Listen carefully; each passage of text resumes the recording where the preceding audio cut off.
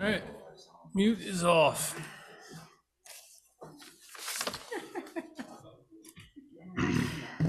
No. Well, maybe when I lived in Boston. No, yeah. That's frequent, especially with the drunk people Especially fun. getting drunk at night. All right, everybody, it is 6 o'clock, and I'm going to call this regular Barre City Council meeting to order this Tuesday, March 26th at 6 p.m. Council present tonight include Councilor Buden, Councilor Deering, Councilor Sean Bell, Councilor Wazazak, Councilor Stockwell, and Councilor Lozon, and I'm Mayor Hemrick, joined by City Manager Sterling Castro and Clerk Treasurer Dawes. Tonight's agenda is available online and in the back of the room. The meeting has been publicly posted, is being recorded, and subject to Vermont's open meeting law and the council's rules of procedure, which are available online. Welcome everybody who's joining us both online and in the room tonight. For those of you joining us online, please keep in mind that the chat function should only be used for technical issues or difficulties. We offer online access as a convenience, and we'll continue the meeting if any technical difficulties occur. Please stay muted unless you would like to be recognized to speak, in which case you can raise your online hand or hand in the room and introduce yourself. If you're here in the room, I'll ask that you speak into the microphone at the front table, so you'll need to come forward. I'll call on speakers in order, allowing those who haven't spoken yet to speak first, and limiting time if we need to do the city's business. If you have any questions about process or procedure, please ask and we'll get it sorted. And thanks to everyone in advance for participating in a civil way. With that, we're opening this council meeting with an executive session on real estate, which we expected to start at 6:15, which obviously we're a little. Resume public session to resume at 6:15. Oh, I'm sorry, I read that wrong. Public session to resume at 6:15, so a short executive session. Is there a motion to enter executive session? Yeah, for findings on real estate? Second. Motion and a second. All those in favor say aye. Aye. All those opposed? The ayes have it. Is there a motion to enter executive session? So moved.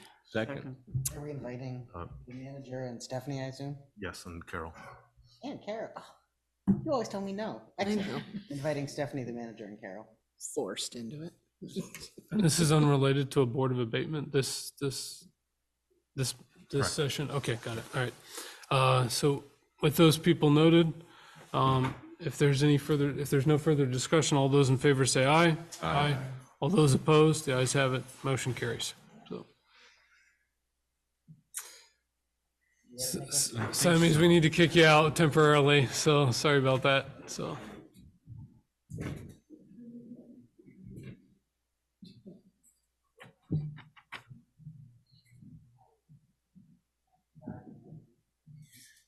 Hey, Teddy. I'm putting my fancy. The official. The official. They've got like, They've got Velcro. oh, nice. wow, even better. Reusable.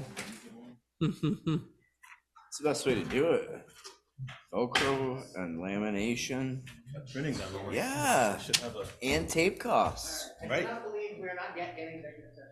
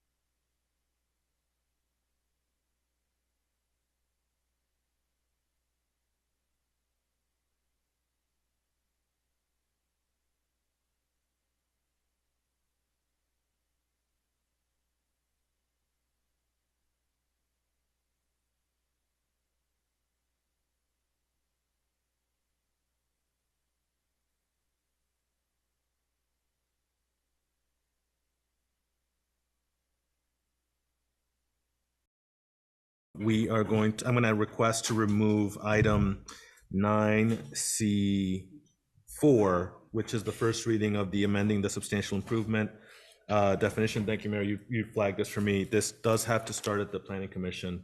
So we checked on the statutory authority, and we will start there. Janet has, as you can see, the change has already been drafted, so Janet will be taking that directly to the Planning Commission. But based on how these flood hazard regulations were implemented, the changes do have to originate there. So thank you for flagging that. Well, I'm bummed that we can't push it through, but I also know that I'll if an brief the ordinance planning is commission. challenged. Yeah, no, it's procedurally, okay. yeah. I mean, So, the rules are the rules, so I'm happy to, if the council would like me to, I'm happy to brief the planning commission. It'll have to originate there. They'll have to deal with it. I'd be And supportive of FYI, that cannot be retroactive. It needs to be, it Right. cannot go into effect. Unfortunate, but that's the way it is. I think it's a very good spot. Yeah. Council Lozon, support it 100%. I doubt any counselor has any objection to that, which would help homeowners. So, and hopefully the planning commission can move that through quickly. And may I add one? Under, just general, under ordinance changes, excuse me, charter changes, just like to present to the council, making the treasurer an appointed position. Oh, that's in there. That language that is is in in there, there. yeah. Where is it? I don't know. Awesome. Oh, it's Nicholas item D. hid it Thank you. in there somewhere. Carol's always 2 steps ahead. As usual. That's, yeah, par for the Counselor, course. are there any other adjustments to the agenda? All right, hearing and seeing none, that takes us to visitors and communication. This is an opportunity to speak to an item that is not on the agenda. If you're here to speak to an item that is on the agenda, just raise your hand when we take up that item of business. Erica Rail.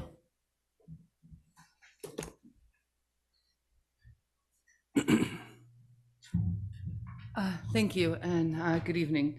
So I'm here as the chair of the Barre Homelessness Task Force. I sent a letter asking for a discussion for portlets to be discussed at this evening's council. And it was sent back with some items from the city manager for the task force to answer before this meeting. We felt we did not get ample time to go back to the task force and answer all of those questions. We were simply asking for a discussion at this meeting to have 6 portalets in the city of Barre. So I am just wondering why we gave fair warning for a discussion to happen, why this wasn't on the agenda for tonight, and if we could have the discussion happen at a future council meeting. I think, as I understand it, I think the manager intends that we have the discussion tonight following the budget presentation. Yeah, if I may, Mayor, actually what I shared with Erica was that this should be discussed in the context of the budget. And we are discussing the FY25 proposed budget tonight. And there is a slide talking about the task force's request. So it's not on there as a standalone item, but it is on there for council consideration. All right, Was the task force request an FY24 or FY25 request? 24 requests, because we are having complaints coming to the task force and individually for people basically defecating in the streets of Barre. And that's coming from businesses, community members, and visitors to the city of Barre. So I apologize that, if this is coming crudely, but it was not really, it was brought to us that we had a plethora of questions brought back to us with no time to really answer them. So thank you. Well, if there's no objection, I do feel like maybe within the context of or following the budget discussion for FY25, just having a short discussion about FY24. Certainly, the landscape of homelessness seems to be changing daily, and the number of restrooms that are publicly available, including in this public building, are very limited. So perhaps we can just discuss what might be the needs for right now as you observe them while a couple of you are here. So, is that okay? That's fine. All right. Thank you. Thank you. Yeah. Are there other items for visitors and communication? Yeah, Adam Jacobs.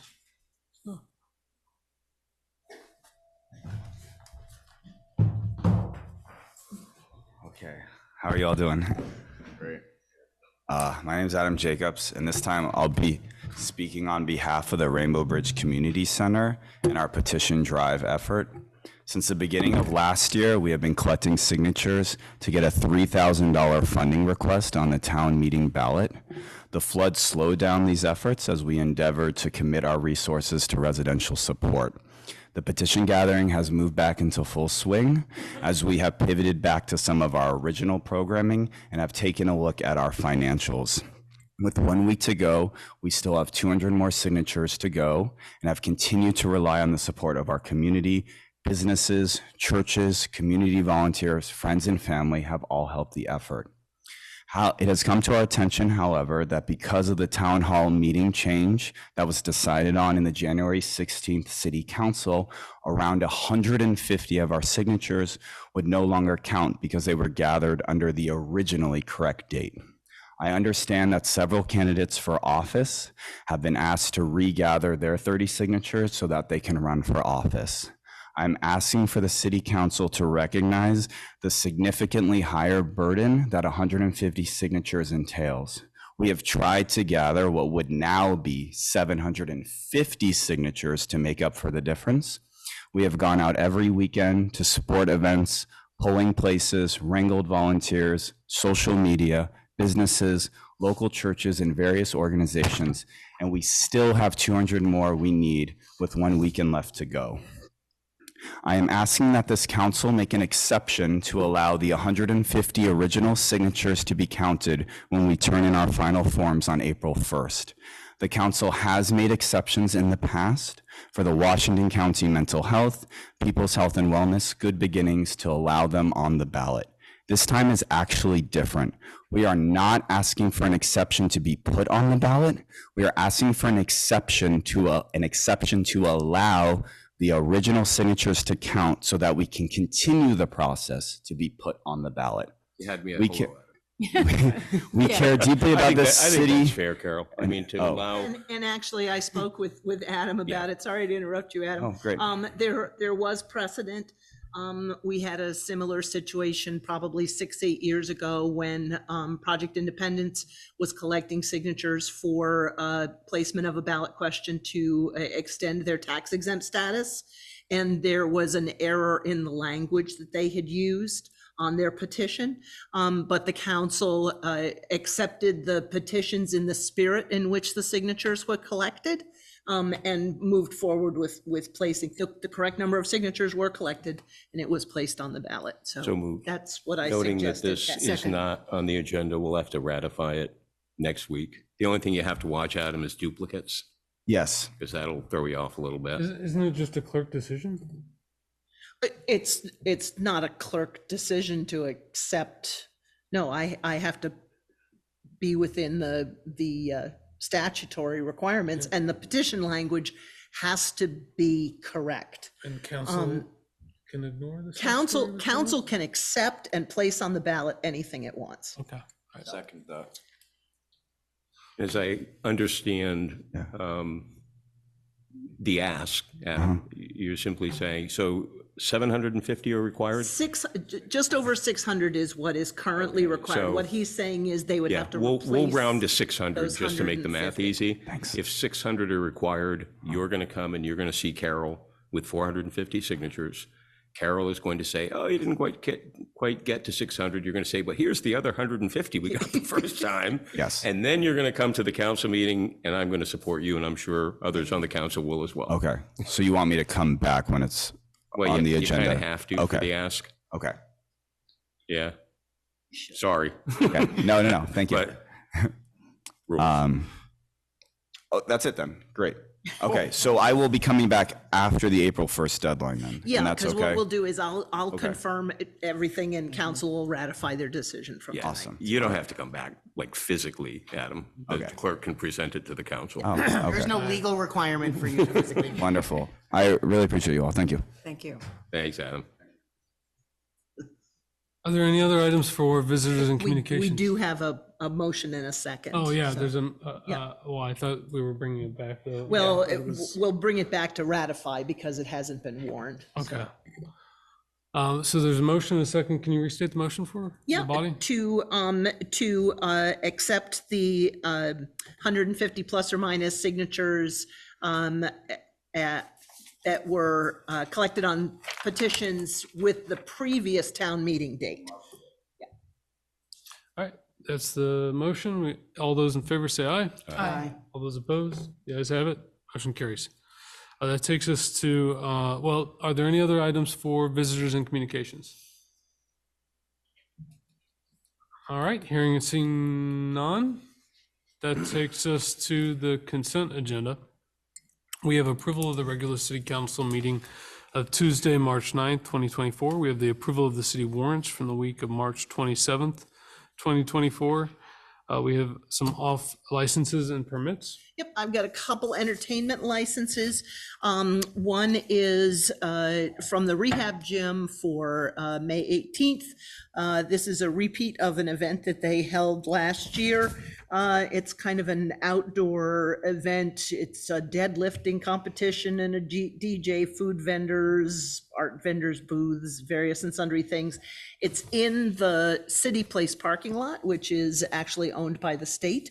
It won't take place on any city facilities or property. It does have the various approvals from the other departments that are required to approve it. So there's that one. And then there's an entertainment license. And I'm not sure, you didn't put a name for the organization. Barre Pride, yeah. And I wasn't sure whether it was, is it Barre Pride Baked with Love or is it just Barre Pride and? Barre Pride and Baked with Love. Okay, so Barre Pride is scheduled for their annual events, Bigger and Better, this year on June 8th. They're going to be in City Hall Park, and it also is going to include closing down Church Street to allow them to have food trucks and various and sundry activities in the park. Again, has all the sundry department approvals and organization and support, especially regarding closing the street. There will be some costs incurred for that, and we've figured all those out, so they will be taken care of by the applicant. So both of those are included in the consent agenda unless a counselor wants to pull them out for individual action. No, a Stockwell. counselor doesn't, but she just wants to ask a question. So the churches are okay with you closing off the street? Whichever. Either one of us can answer that question, but we have talked to all of the churches and we've planned it out with all of them. They are excited to have this happening, and they actually want to be a part of that day with us. We've even talked to Heading Church, which is actually on Washington Street, and they want to be a part of it. We've talked to the library, and they're excited to have the Church Street closed so they can actually extend festivities. And we've talked to the bike shop, who's been a part of this over the years, and they're excited because they can actually extend a bike ride to having the Church Street closed as well. So I think, does that answer your question? Yes, thank you. Thank you, Erica. Are there any other licenses and permits? Nope. Okay. Then we have approval of the 2024 coin drop schedule, which was included in the packet, and authorization of the manager to execute 2 contracts, one with Wright and Pierce, and for wastewater treatment plant work, and another with the Alliance Group Services for HVAC here At City Hall. Yep. in City Hall. Is there a motion to adopt the consent agenda? So Second. All right, we got lots. I'll give the motion to, I think I heard Counselor Deering. Nope. No, it was Counselor Shambell, and the second to Counselor Lozon. Is there any further discussion? I just wanted to ask the city manager one question. I read the contract and select 40 manholes to examine. Do you do that, is it random, or do you look at problem manholes? I mean, how do you? That's a Decide question that. for Brian, who's not here today, but I will gladly send that around to the council. And I'll add a question. Can we nominate manholes? We will accept nominations. Okay. Thank you. I'll get you the answer from Brian. Thanks. There's a Hollywood Stars joke. You know, that could be a way to build more love for our stormwater system is you know, adopt and name a manhole. What a like great Oscar the idea. Grouch or- Yeah. All right. That's how we pay for the portal. All right, so there's a motion and a second. If there's no further discussion, all those in favor say aye. Aye.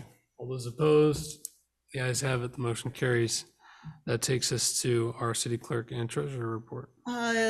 Couple things, a reminder that water and sewer bills are due by Monday because the 30th of March or 31st of March falls. 31st of March falls in my head. I'm like 30 days after.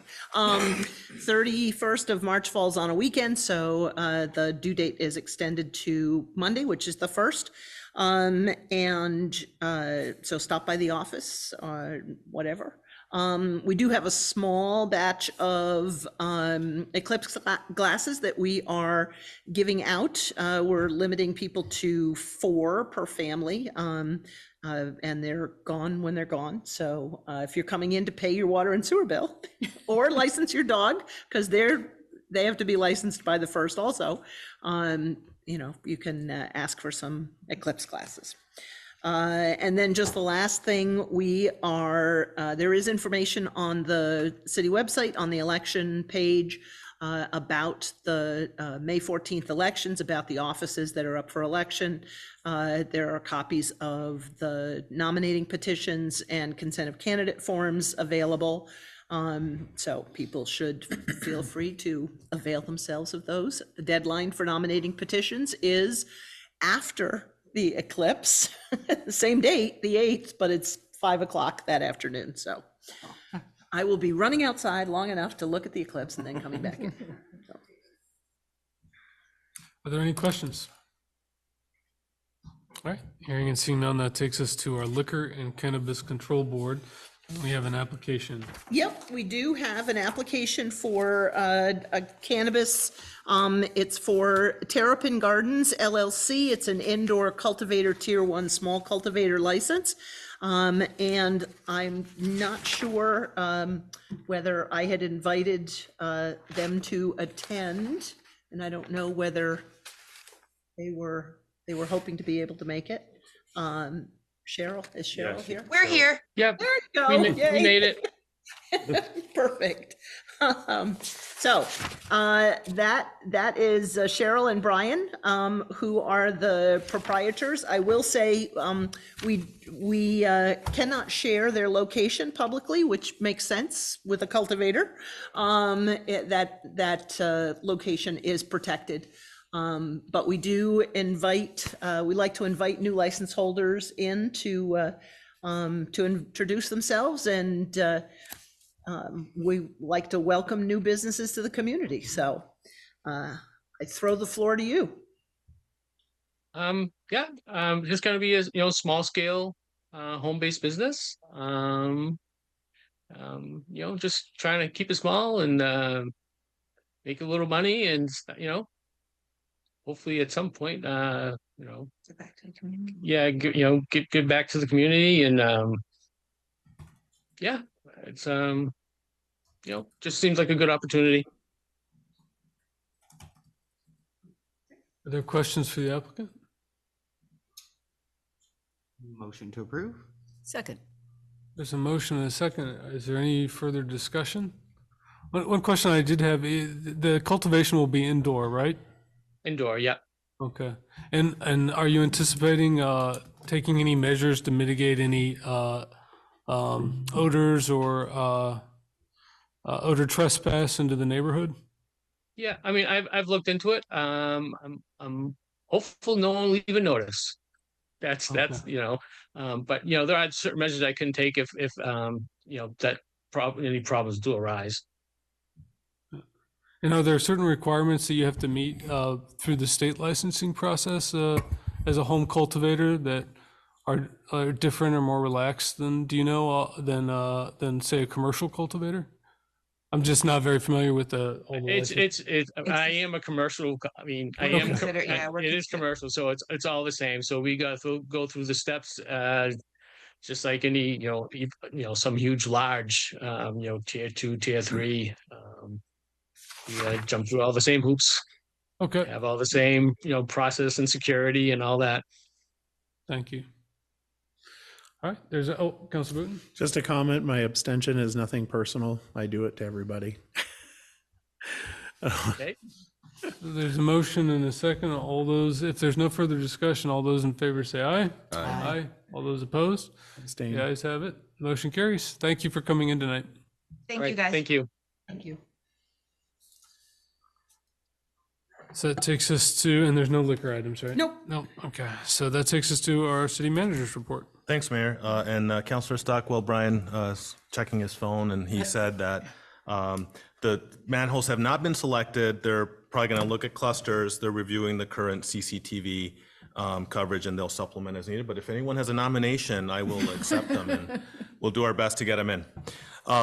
So I have just a couple items. Just want to remind property owners, we're really approaching the deadline for getting the assessors into your home for a reassessment.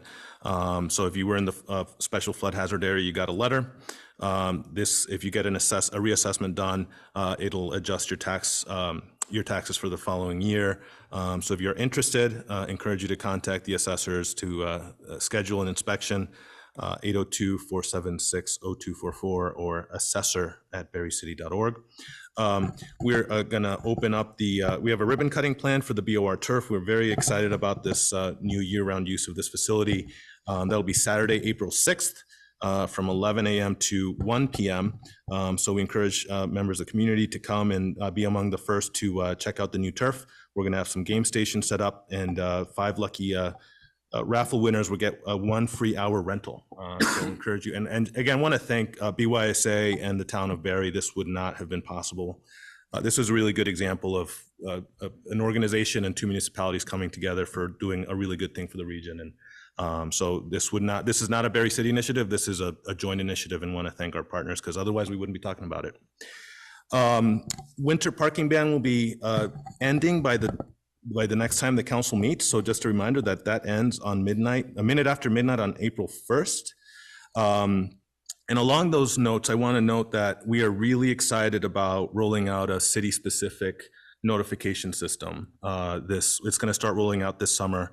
And we're hoping that this will help us end the parking ban as it is today. We know that that's a really blunt instrument for something that could have a more delicate, nuanced response. So we will be rolling this out. Residents will be able to get specific updates on their phones via an application and email. Because of cost reasons, for limited residents who don't have phones or aren't comfortable with phones, we can do landline and cell phone calls as well. We're going to try to keep those to only the people who really need it. But for most everyone else who knows how to use one of these, you'll just get an update just like you get on any other applications. And this will be very specific, coming from, myself, and well, Carol says she won't be here. But it'll be coming messages just from the city itself. And in addition to helping us hopefully end the parking ban, we'll be able to do other specific messages, boil water notices, God forbid, main breaks, the things we hate to have to notify about, but now we'll be able to get people more directly.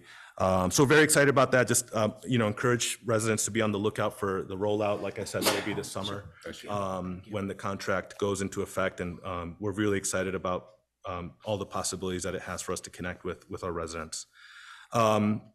We are advocating at the Capitol for elevations money, which the mayor mentioned. We've requested 1.5 million to elevate up to 10 structures. Sorry, but as we've discussed, and it was in the press last week anyway. So just want to, we're hoping that this goes into the final budget. We're making a case to the legislature that this is a really cost-effective way to save some homes. That new construction costs $500,000, and we can save 10 structures at a fraction of that would be helpful. And then just finally, the Easter egg hunt is Saturday, March 30th at Rotary Park at 10 a.m. sharp. This is technically the 37th annual egg hunt, even though there were a couple missed during egg hunt. We're still going to count them all. And then if I can, I want to share something, if council will indulge me. So this was the first Easter egg hunt flyer. And the reason I share is because this was the first one Stephanie did, and Saturday will be her last. She is leaving us, so yeah, it's tough. Yeah. We haven't talked about it yet like this. So Stephanie's retiring, so Saturday will be her last day, and it's a full circle. She's coming, she started with an egg hunt. She's ending on the day of the egg hunt. She also, her first playground was Garfield, and as you know, we're replacing Garfield this spring. So it's really kind of a full circle thing for Stephanie. So we're gonna be really sad to see her go. She's done so many great things for so many kids and young people here in Barre. And I wish I was done, but Jeff Bergeron is also retiring. And so we're missing two really great people, two great employees. Jeff has a lifetime of service to the city. He was a city councilor. He was a planning commissioner. Now has been director of buildings and community services for 17 years. As you all know, Jeff is a North End native, and it's hard to go anywhere without him knowing someone from the old neighborhood. And boy, everyone that I've met from there certainly has things to say about him. But Jeff cares deeply about his hometown, and he has served very, very well. They will both be sorely missed. We really look forward to honoring them at a future meeting, and also at some sort of event outside of work, so that we can all properly thank them for their service. So we're going to plan that for later this spring. But just two great people who just dedicated service to the city and its residents. Stephanie for 37 years, Jeff for 17 years. And so we will greatly missed. We know we have big shoes to fill. Don and I have spent a lot of time learning about cemeteries this week. One of the things that Jeff does. So anyway, just, two great people. They're not here tonight but we are looking forward to honoring them. I think they were both going to get probably as emotional as we're getting. But we will, I guess my last order to them will be that they have to show up to a council meeting to be recognized. And we'll be looking to also recognize them outside of work as well, so we can celebrate all the great things they did for Barre. So. Is Jeff also wrapping up on Saturday? Yes. Oh, wow, okay. So that's it. That's all for me. Thank you. Are there questions? I had one question related to letters that went out about the visual inspection of the pipe that's coming into people's homes. I got one of them. I assume they went out citywide. Yeah. And that's just something where people look at the intake pipe and then they report back to the engineering consulting group. Correct. If people were wondering, like, if they could get their water tested, would that be anything? Would that money be used at all? Like, if they still might be suspect that there might be elevated lead levels through the Department of Health or through this contract? Yeah, I'll talk with Brian. We approved a contract to work with a contractor to help us do this inventory. I'll check with Brian, and I can provide an update to the council next week about options for getting water testing if they suspect that. I got the letter myself, and I thought it was really well done, easy to follow. But that's a great question. I'll have an update for council next week. Are there any other questions? And see, none, that takes us to our first item of new business, which is a supplemental environmental project proposal. And we have Michelle Brown, right? Yeah. Yep. And Kathy Jameson. And Kathy Jameson. Always good to see you, Kathy. Thank you. So I'll start. I'm Kathy Jameson. I'm an active member of the Barre City River Access Task Force. You are used to seeing Danielle report on the task force, but she is out of state this week. So lucky you get me. But seriously though, the task force is here tonight to propose a supplemental environmental project. And you might recall the city engagement assurance of discontinuance with the Department of Environmental Conservation. And as part of that document, there was the option to have the SEP.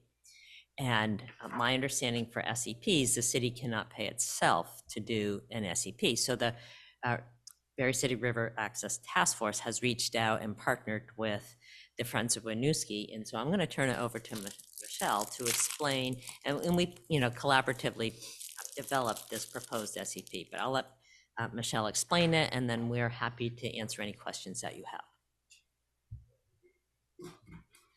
Sure. Hi, so I think everybody had this in your packets. So we are just proposing 4 tasks under here, but 2 of them are really labor intensive is why it adds up. One task is to update the city's infrastructure maps. Not all of the city's stormwater system pieces are digital. Some of them are still just on paper. So we're going to update those maps. And then the next is to complete the illicit discharge detection and elimination work that has been going on for 15 years or more now. So Stone Environmental is the contractor that has been working on that all along. So we would continue to work with them to resolve some of the illicit discharges that are still sort of mystery discharges that have to get tracked up through the system to find out where they're originating. That's a big piece of work. And they would also assess any remaining storm drains that weren't previously assessed and reassess the storm drains in the commercial area. Then we would conduct citywide E. coli monitoring. And that is a priority of the River Access Task Force because the river tested positive for E. coli, the Stevens branch, at some point in time. And so the entire length of the Stevens branch within city boundaries is listed as impaired for E. coli, but we don't really know how much of it actually has high levels of E. coli. Probably right downtown, it probably does. But, you know, closer to the north end, south end of town, it may not be impaired. So that's also really labor intensive to get a lot of stream miles covered and narrow. So we have to go back a few times to you know, really identify where the potential problems are. And then the fourth task is to contract with the Vermont Rural Water Association to do some training with the wastewater staff to make sure that we aren't leaking from the wastewater system. And Barre, you know, unlike some towns in the watershed, has no combined sewer system and no combined sewer overflows. So if the plant and system are managed well, there shouldn't be wastewater leaking into the river. And that the amount that the city has to contribute to the supplemental environmental project is $47,812.50.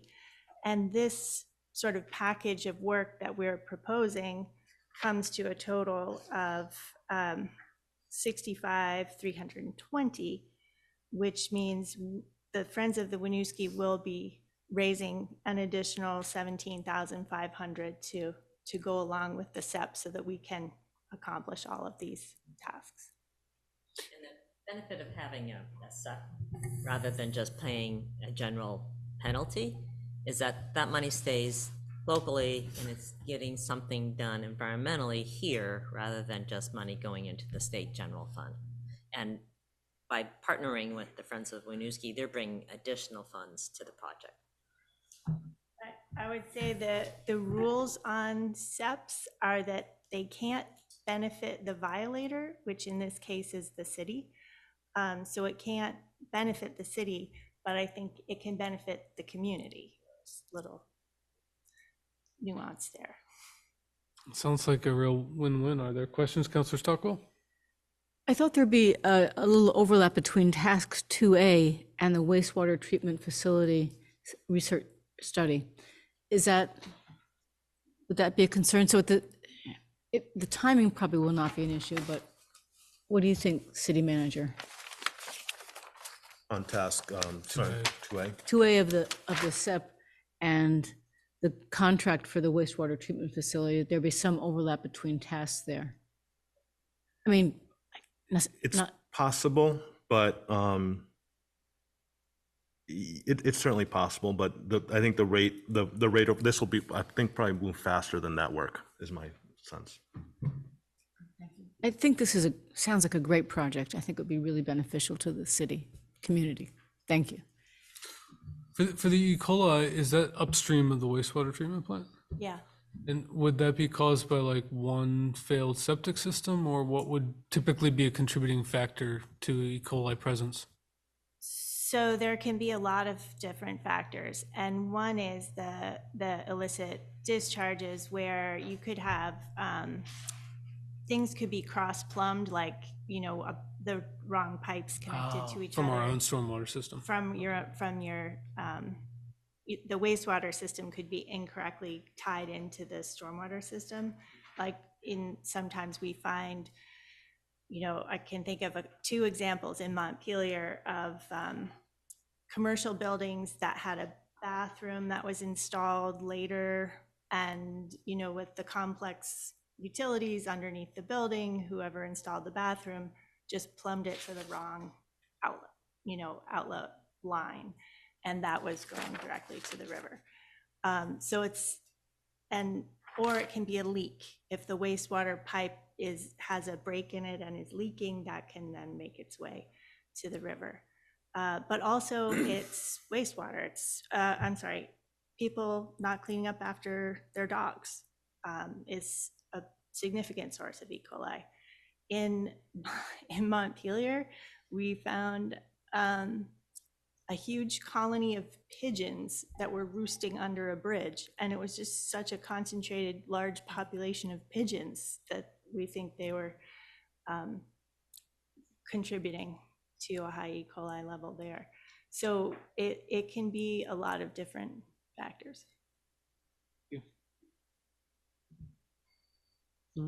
Just for Nicholas, you know, would it be your recommendation that we use sewer enterprise funds? I'm just thinking we've done a lot of stuff over the past few years to right size those funds in terms of money available. I believe we're obligated to, yeah. It has to be. It has to be, Okay. yeah. Well, Yeah, we'd rather not, but okay. we have to. So are we going to dig ourselves a significant hole in the sewer enterprise fund? It's already dug. All right. Yeah, no, I What's another half inch? yeah, I think we would, we would, there's a lot of things, I can't, so many times I asked Don about other resources for sewer enterprise just because it's such an issue, but in this particular case, it's an obligation to use it, yeah. But on the other hand, this would have been, this AOD was better than the potential penalty we were facing. And I'd much rather spend it here. If we have to spend sewer enterprise, much rather spend it with this great proposal than send it to the state. Councilor Deering. Just wanted to say really thank you for this opportunity. That it also gives us the opportunity to get our community back into the water. I know that it's something that we've talked about, and if we can identify if there's E. coli or not, or where it is, or what's going on, good job. Like it really, hits on a lot of points for people. So thank you for bringing that. Yeah, we're excited about that as well. Yeah, especially, in the northern part of the city, if we can find a whole reach that's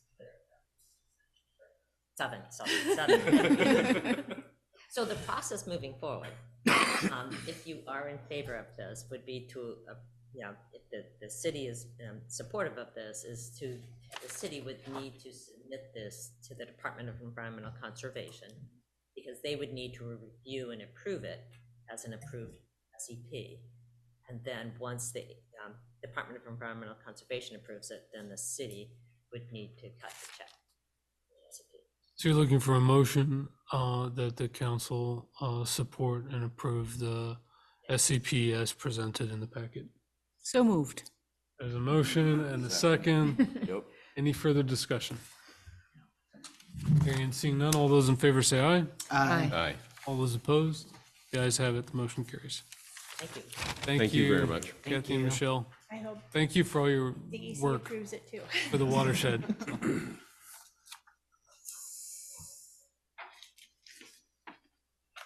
So that takes us to our FY25 budget update, followed by just a discussion of potential immediate needs for public restrooms. Thank you, Mayor. And Don's joining me here to answer any questions. There's a presentation in the packet that I'll be running through. These are, waiting for the screens to catch up here in the room. These are slides you've seen, but it's always good to have a reminder that how much of our budget is fixed. And we've actually updated this to be even more nuanced on the non-wages and benefits wedge. So about 2/3 of the budget's wages and benefits, which are besides the handful of non-union staff, they're all otherwise fixed by union contracts. And then we have, of the non-personnel expenses, really 21% of those are what I would consider fixed, right? So those are things like debt service, things like insurance, things like vehicle and heating fuel, sand salt, paying for a website and email, right? Those are things that I guess we could do without, but not really function well without. And so we have very little say in what those costs end up being. And then that small wedge right at the top ends up being sort of the discretionary spending where we have a little bit more room to maneuver.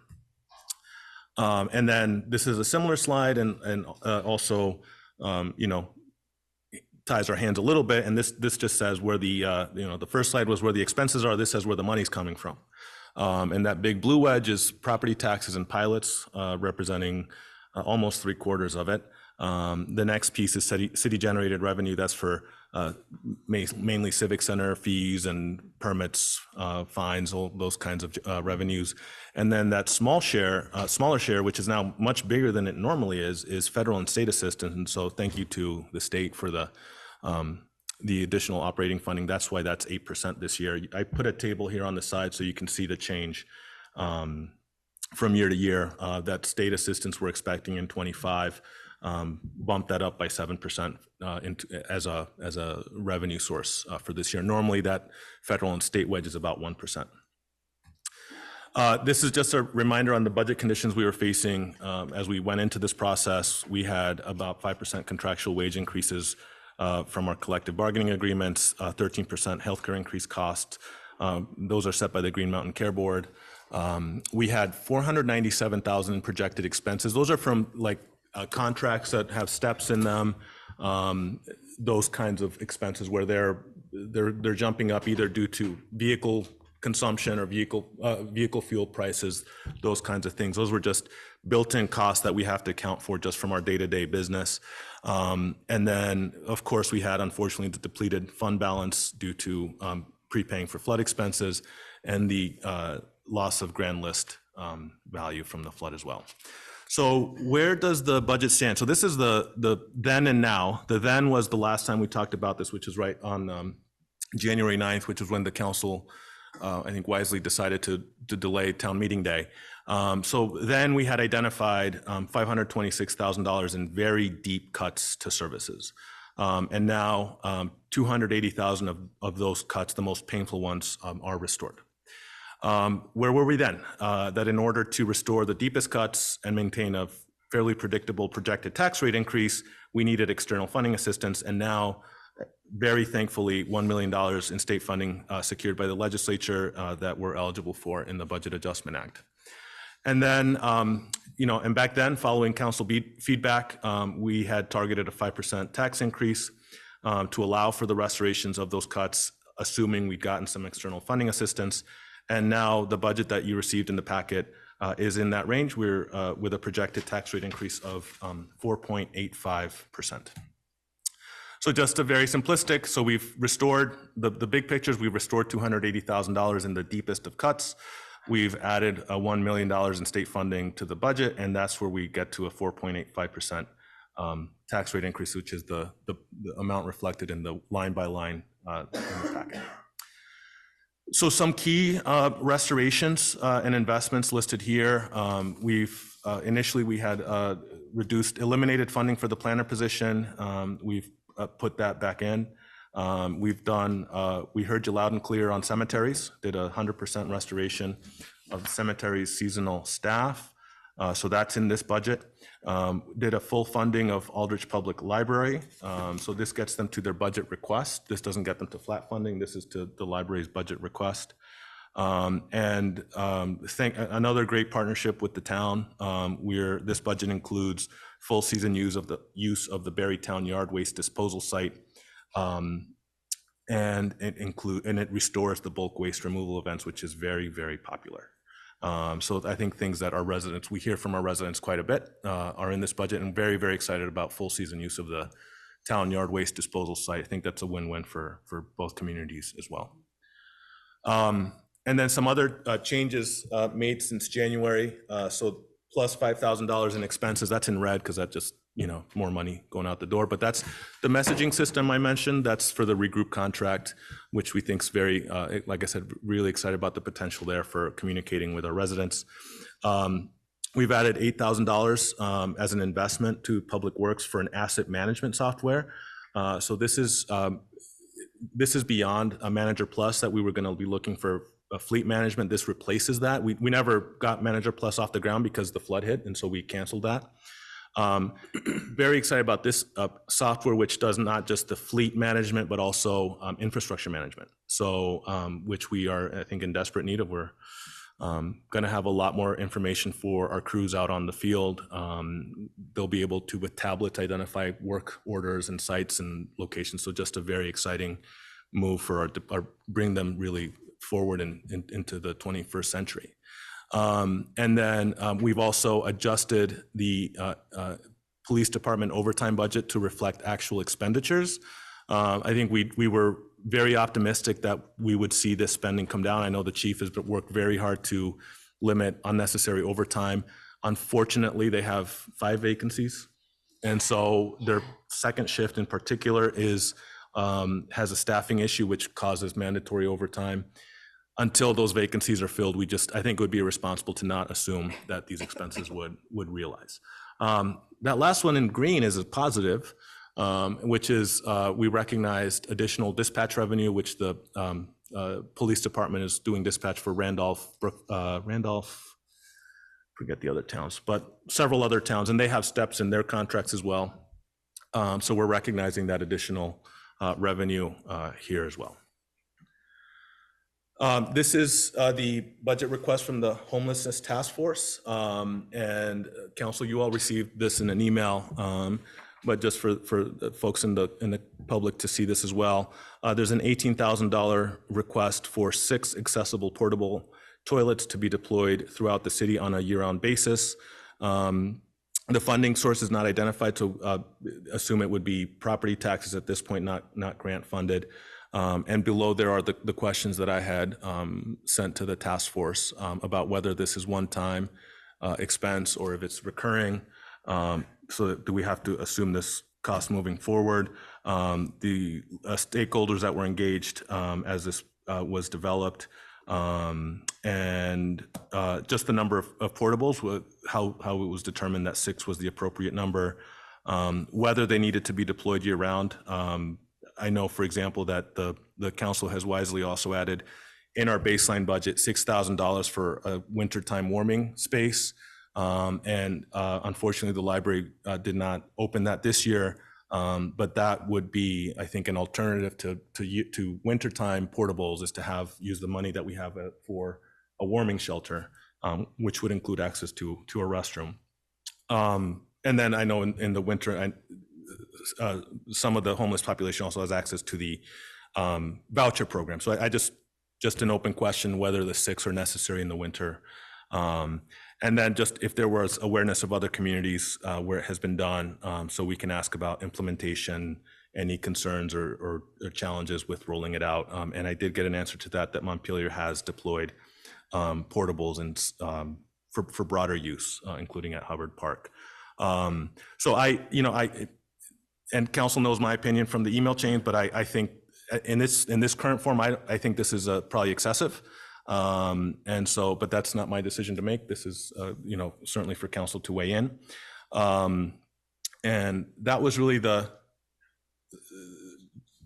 it.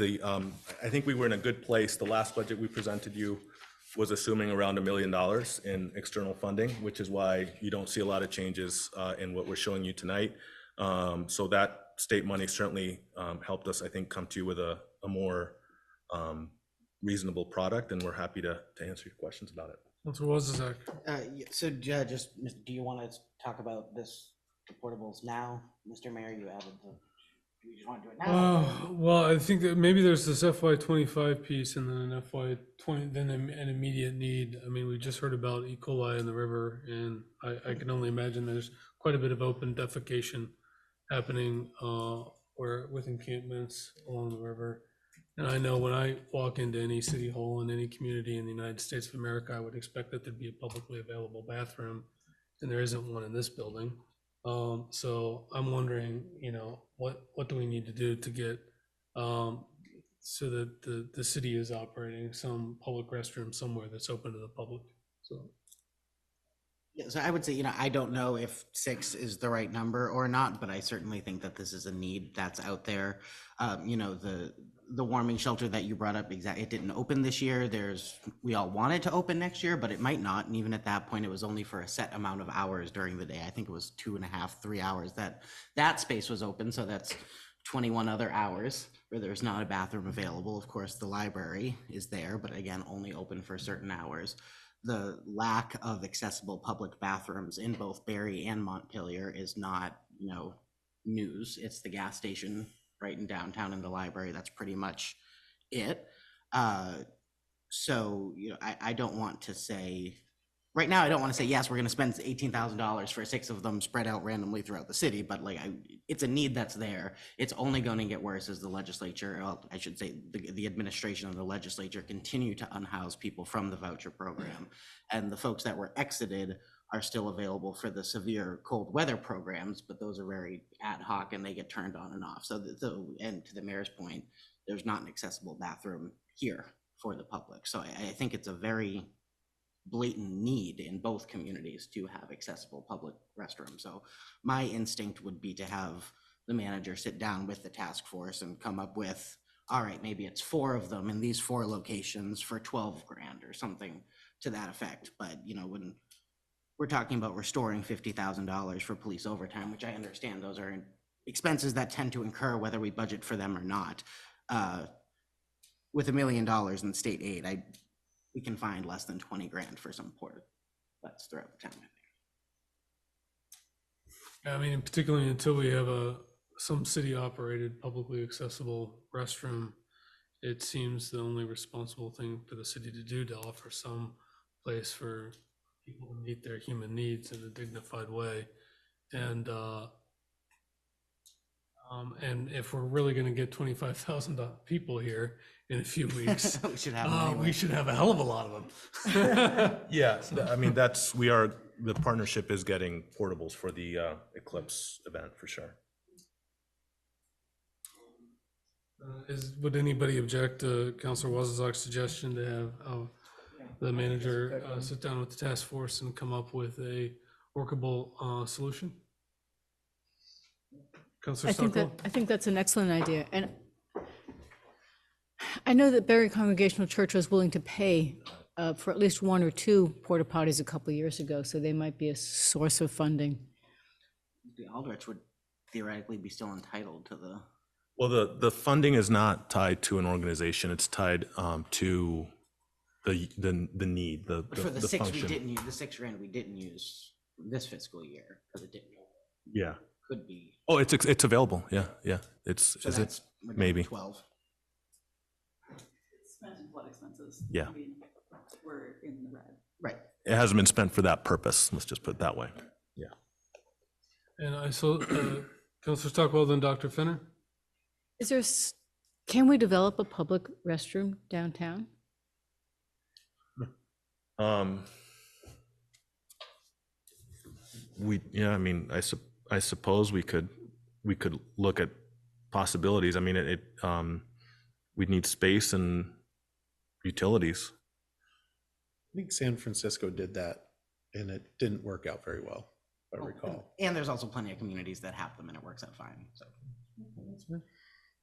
It does require management, so there's a cleaning contract, and then there's electricity, and there could be capital expenses. I mean, but generally you would expect during normal working hours, at least, you could walk into a public building and take a leak if you needed to take a leak. So I think at a minimum, we should try to be getting City Hall there, I think. And then if there,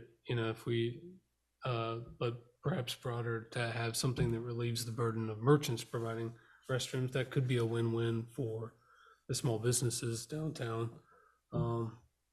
And certainly there are ways to prove that, like pay for that through a business improvement district if we wanted to do that. Special assessment authority is available to the city for the downtown district. So, but it sounds like there's an immediate need. We have potentially $25,000 people coming to the city, and people are being exited from shelter right now, which means that they're going to be finding interstitial spaces throughout the state, including by rivers, and then there's the maybe moderate term is making sure that public buildings have publicly accessible restrooms, and perhaps a longer term vision to see that if we can find ways to meet broader needs, maybe to relieve some of the merchants of having to provide restroom access. Just seems like a humane and proactive thing to do. I mean, I just want to sort of separate the Eclipse event from like the day-to-day.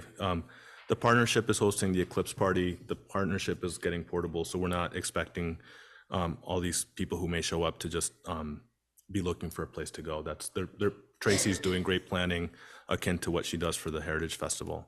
I mean, the other thing is just to know, I'm not aware of anybody who's been turned away from using the bathroom in City Hall ever, who's come in to use it. So I think that the notion that the bathrooms here are not accessible is just, that would be news to me.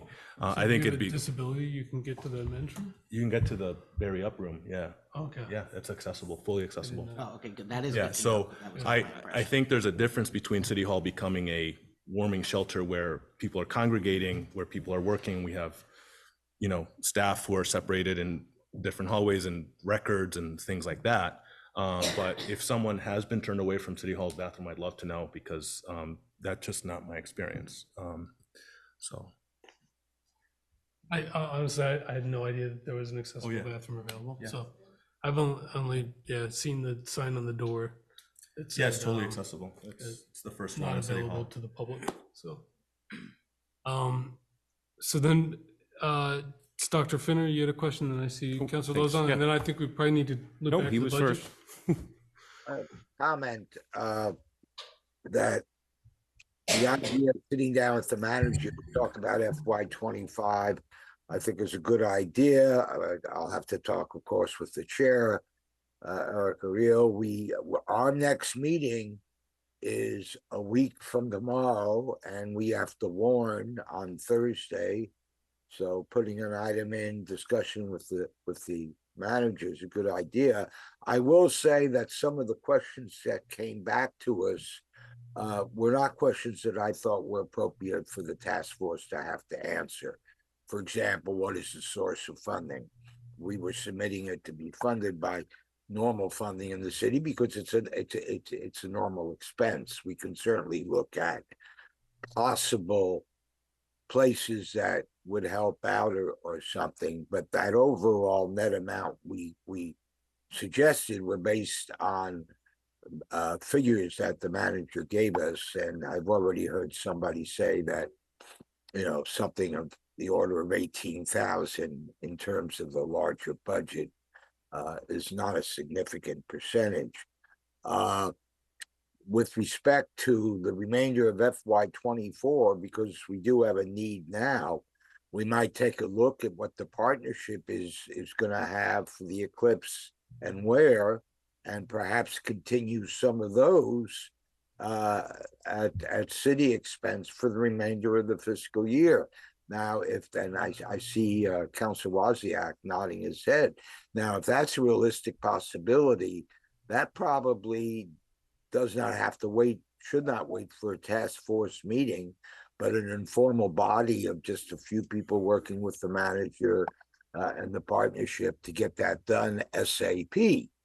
The other comment, and it's already been made, I want to emphasize, is that we never know what the situation is going to be with the availability of warming shelters every winter. 2 years ago, the library was a warming shelter and provided a range of services for the people who used it. This year, they declined because they did not have the staff. And staffing is a very important issue for a warming shelter. And it's not that staffing is that expensive. It's that staffing calls for people who are rather skilled and sensitive to the needs of the population they are working with. And so those are just some comments for things to consider. But I hope the mayor can, I mean, the manager can pencil in Wednesday evening at 6:30, although I understand we've also have Representative Williams coming to us. So Erica and I are going to have to talk quickly in the next 24 hours. Thank you for listening. Thank you. With that, I'd say we pivot back to the budget and talk about any questions you have for the council or any feedback council has for the manager. I'm just thinking about next year. Sorry. I'm looking, nice job. Nice job, Don. Nice job, Nicholas. And I'm already thinking about next year saying, how do you plug $1 million hole? We're going to have the same 5% wage increases. That's what we've bargained for under our collective bargaining agreement. We've got to honor that. You know, healthcare, place your bets. Yeah. Is it going to be 10 or 20 or 30%? So, yeah. One thing that stuck out to me is the planner position. So we had that in the budget for 2 years. It's just kind of become slush money because what we've done hasn't worked in terms of recruiting somebody after it being in the budget for 2 years. It looks like we're going to continue on with the same strategy based on the numbers I'm seeing. I question if that strategy is going to work based on the compensation rates I'm seeing and the fact that most planners have graduate degrees and big student loans to pay back. And not denying that we have a need, but I question whether or not that is going to work again. Yeah, I mean, that's a great question. I mean, we didn't have an assessor for many years, and we ended up making an assessor hire based on what the market was requiring, and I think we've been very happy with that decision. There's Larry right there. We can. I think the challenge is although we did up them, yeah. We did. No, that's where I was going, which is that if we want to pay a planner what they're making, that's a decision that if the council wishes to go there, we can add it into the budget. It's I'm asking, what's your plan to fill that position based on what you've experienced the past 2 years? Because if it's going to be the status quo, I would just say yank it out. So we've been recruiting on the Indeed has been a recruitment effort.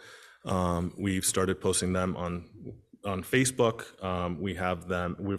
I know we've reached out to the colleges, and you're right. They're making more money. They're able to work from home. It's a great gig if you can get it. And Barry's not. We are not competitive in the market for it. So, if we also increase it, we'll probably be paying more than we pay many of the department heads, which is another thing we have to balance out, right? When you're running an organization and you have somebody coming into that position that's out earning many people who've been here a long time, which is not to say we don't do it, but that's something that we have to also manage from a organizational standpoint.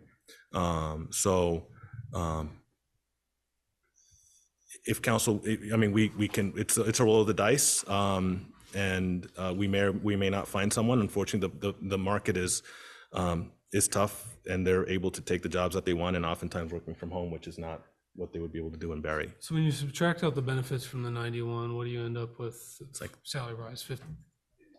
And so which department heads are earning less than 55? No, I think my point was that if we elevate it to what the planners are making in the market, we would probably be going above several department heads. Yeah.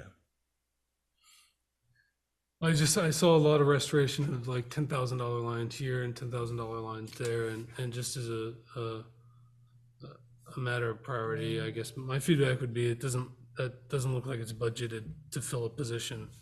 It looks like it's budgeted to leave $90,000 of kind of flex money. So, like we've seen the past 2 years.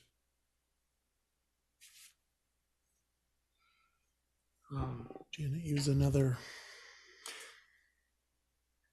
I mean, I've talked to Janet about rethinking the position. Does it become a project manager type position to get just somebody in the door who can help her with a lot of the projects that she's having to juggle? So that might be an option as well, just to not make it officially a planner, but to find her, some help. Yeah, somebody who's got the soft skills that can, take a project and run with a project coordinator, project manager, something to that effect as well. Might be the better direction. Yep. Any other budget questions? Any concerns about the 5% rate? Oh. Target.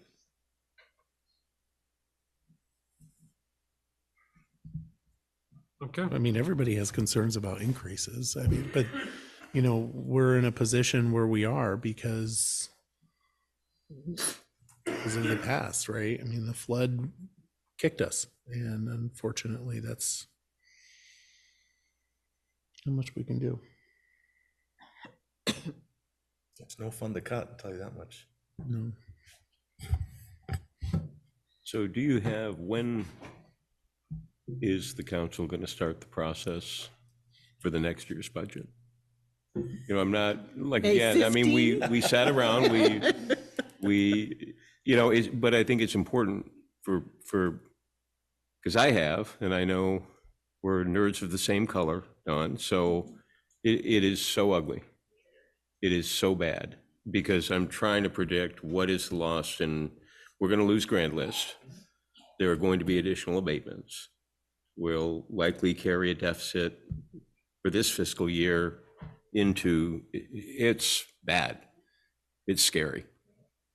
So that's why just soon I understand what you're saying, Mayor. I don't necessarily disagree, but I'd love to keep that money in the budget because I think we're going to need it for the position, whether we fill the position or not. It's going to be tough. So, yeah, I mean, I think we set the bar at 5%. We all said, hey, we can live, with apologies to our taxpayers and to the folks who struggle, and folks out there are struggling. So with apologies to them, considering what the city had been through in 23, we figured that 5% was felt like a reasonable number. And so you did that. So thank you. And now we got to get to work. I see Steve McKenzie, if you come to the microphone. What is that? Just a couple quick comments. One thing you can be sure of, if you don't leave it in the budget, you'll never fill a position. And the position is one that eventually needs to be filled. So my recommendation is to leave that in. Secondly, what I found over time, and I think what Nicholas is finding, your ability to fill positions at any given time is a function of what the market is at the time. And by market, I don't mean dollars. I mean people, availability, people make moves and so on. So if you don't have that money set aside, you won't be able to take advantage of an opportunity that you can't see now, but it may come. So just food for thought. Thank you. This is available on the webpage, no? It is, yeah, Okay. it's in the packet, yeah. Great. And thank you for putting the lead sheet in there in the budget. I appreciate it. That was helpful. Yeah. So we can come back next week. We're meeting next week as well. And it has to be warned on April 11th. So we'll have another crack at any questions or issues next week as well. Thanks, Don. Thanks, Nicholas. Thank you. Thank you.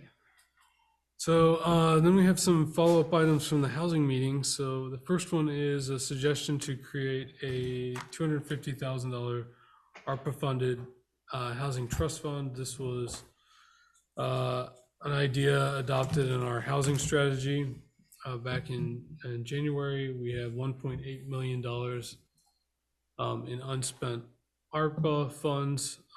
This is would be a small down payment on helping rebuild the grand list.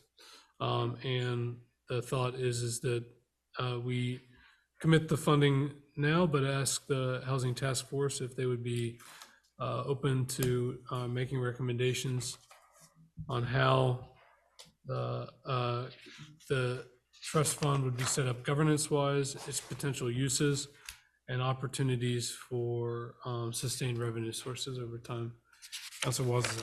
Thank you, Mr. Mayor. And I briefly talked to the mayor and the manager about this idea as well.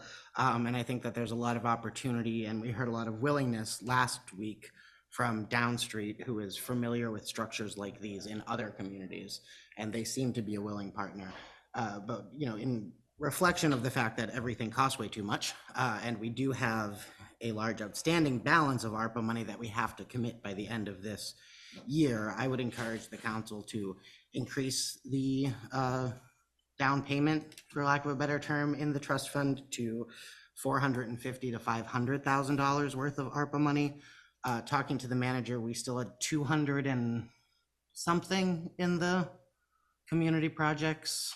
Yeah, the innovation projects. Yeah, so we did the community innovation project process where we asked folks to come in, present their ideas, and the council set aside around $200,000 to fund those projects. And, you know, I think I was a very big proponent of those projects, a big cheerleader for that process. But, you know, we all know that the situation the city's in has just exponentially changed since we started that project. So what I'd like to do is take that 200 and combine it with the 250 that's already accounted for in the memo. That gets us to 450, and then why not just round up to $500,000, but I'd also be fine with 250. So that was my idea, just to give, you know, Councilor Lozon, you said it's the most expensive thing right now is just getting projects off the ground, building, getting stuff. And so the more money that we can put into a fund like this, it's just gonna go even further. So that would be my recommendation here. I think it's an excellent suggestion.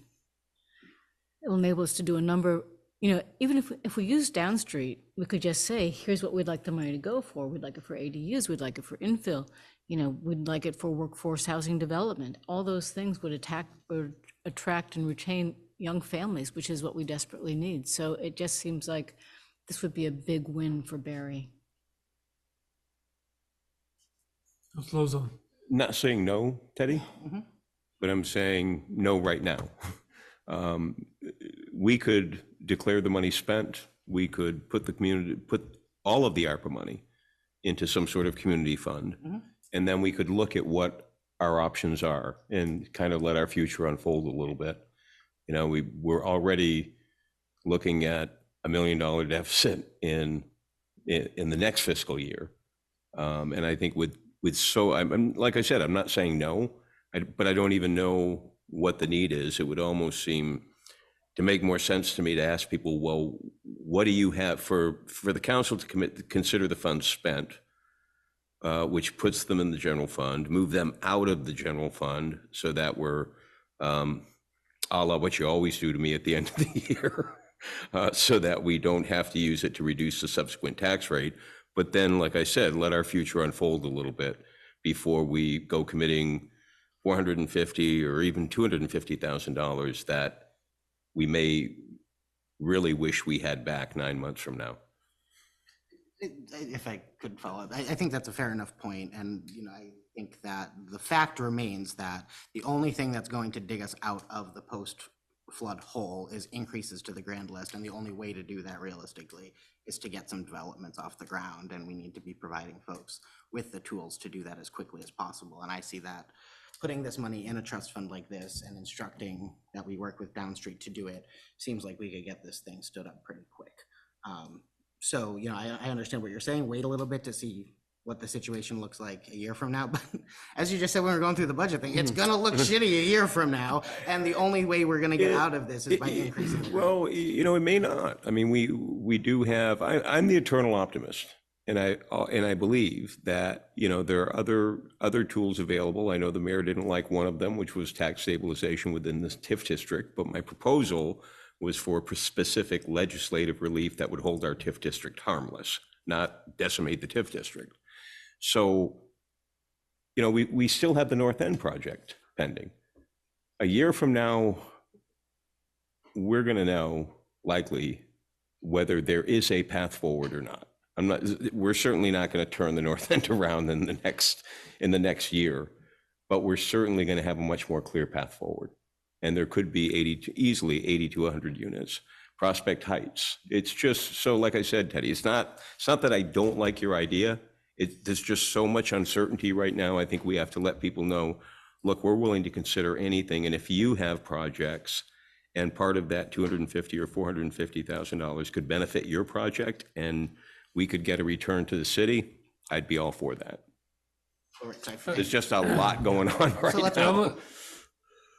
Let's put the infrastructure in place so that we can do that. And I think that we've been kicking this idea around. Like, I don't think this isn't a new idea. You know, we've been talking about this for a very long time. So I don't think that we're going to know anything life shattering in the next 12 months that's going to determine whether or not having $500,000 available for housing development is a good idea. Yeah, I would agree that this is about building infrastructure for reinvesting in our housing stock.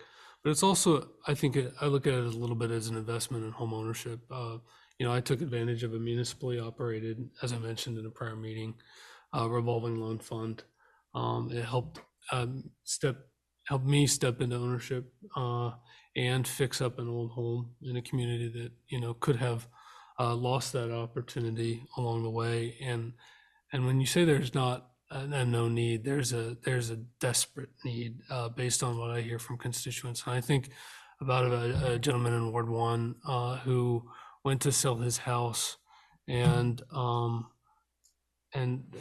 prior to closing, they found a defect that would not allow a federally backed mortgage to fund it, and he couldn't afford the repair. Or I think of a duplex owner I know who does not rent out their second unit because they cannot meet the minimum housing standards ordinance of the city of Barre, and they do not have the funding to pursue that. Or I think of people who might, with the right nudge, subdivide an open lot for a new home with the right kind of incentives. So I think this would be a step to building a new infrastructure for the city to partner and begin reinvesting in a very old housing stock, and particularly in homeowners that may not qualify for the conventional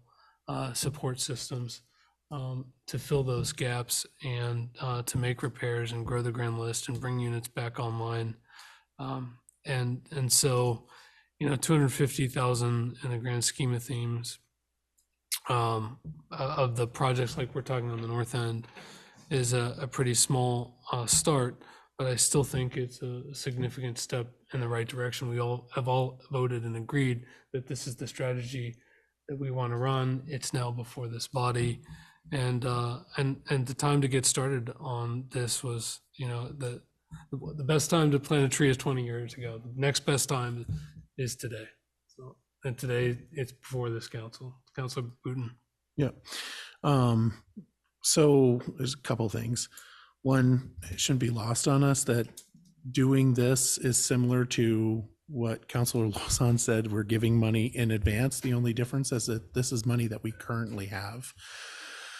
The revolving loan fund, I would feel far more comfortable with BADC or Downstreet maintaining the fund and not city staff doing it. I don't think we have the capacity to do that, and I would not support any type of plan that burdens city staff with that. And I think I'll leave my final comment to whatever Amy's probably going to say, because I get a feeling. But Chambel is also. Yeah. Councilor Chambel? I'm good with the initial proposal of 250. I'm a little wary of going further than that right now, just because the money is so unpredictable as to what's coming at us in the future. And that really, really worries me. I do like your idea, Michael, about taking it necessarily out of the hands of staff right now and putting it with an organization who does work with that sort of thing. you know, if we can make that kind of a partnership come into being. In terms of a recommended motion, it was to create a request that the Housing Task Force recommend a governance structure and steering committee uses and revenue sources, and allocate $250,000 of the ARPA funding to the fund, and create the fund. So there would be an opportunity that, although the proposal is just to create it, that the council review how that would work, and who would be in charge of it, and to participate in the Housing Task Force meetings as well. Council, well, let's talk, get to Amy Gelford and the council doing. Hi, thanks. I just had a couple clarifying questions for you to consider. Would any of the other entities other than the city who would be servicing a revolving loan program, would there be fees for that, like for underwriting, for funds management, that sort of thing? I think you should know that ahead of time. I think Amy did, or not, I think Angie did say that there is a servicing fee last meeting, for the loans that they write, but Just something to good consider, whatever point, that is. yeah. I'm not saying it's not reasonable, but just something to know. I think it seems like obviously it's something you're proposing to flesh out more, but I think you would want to be clear, is this something where you're giving people money up front, or is it reimbursement of expenses based on invoices? That's a very different model of running this type of loan program. I said some of my other concerns about it last week, but I'll just say, 2 months ago, when the capital plan was presented, an item on it caught my eye, which was the North End Stormwater System upgrade. And I'm just going to read from that project description. This is a project stemming from the 2011 spring flood and as a sister project to the Granite Street Storm Sewer project that was successfully completed. The project objective is to relieve chronic flooding due to an existing undersized storm sewer in the area of 553 to 567 North Main Street.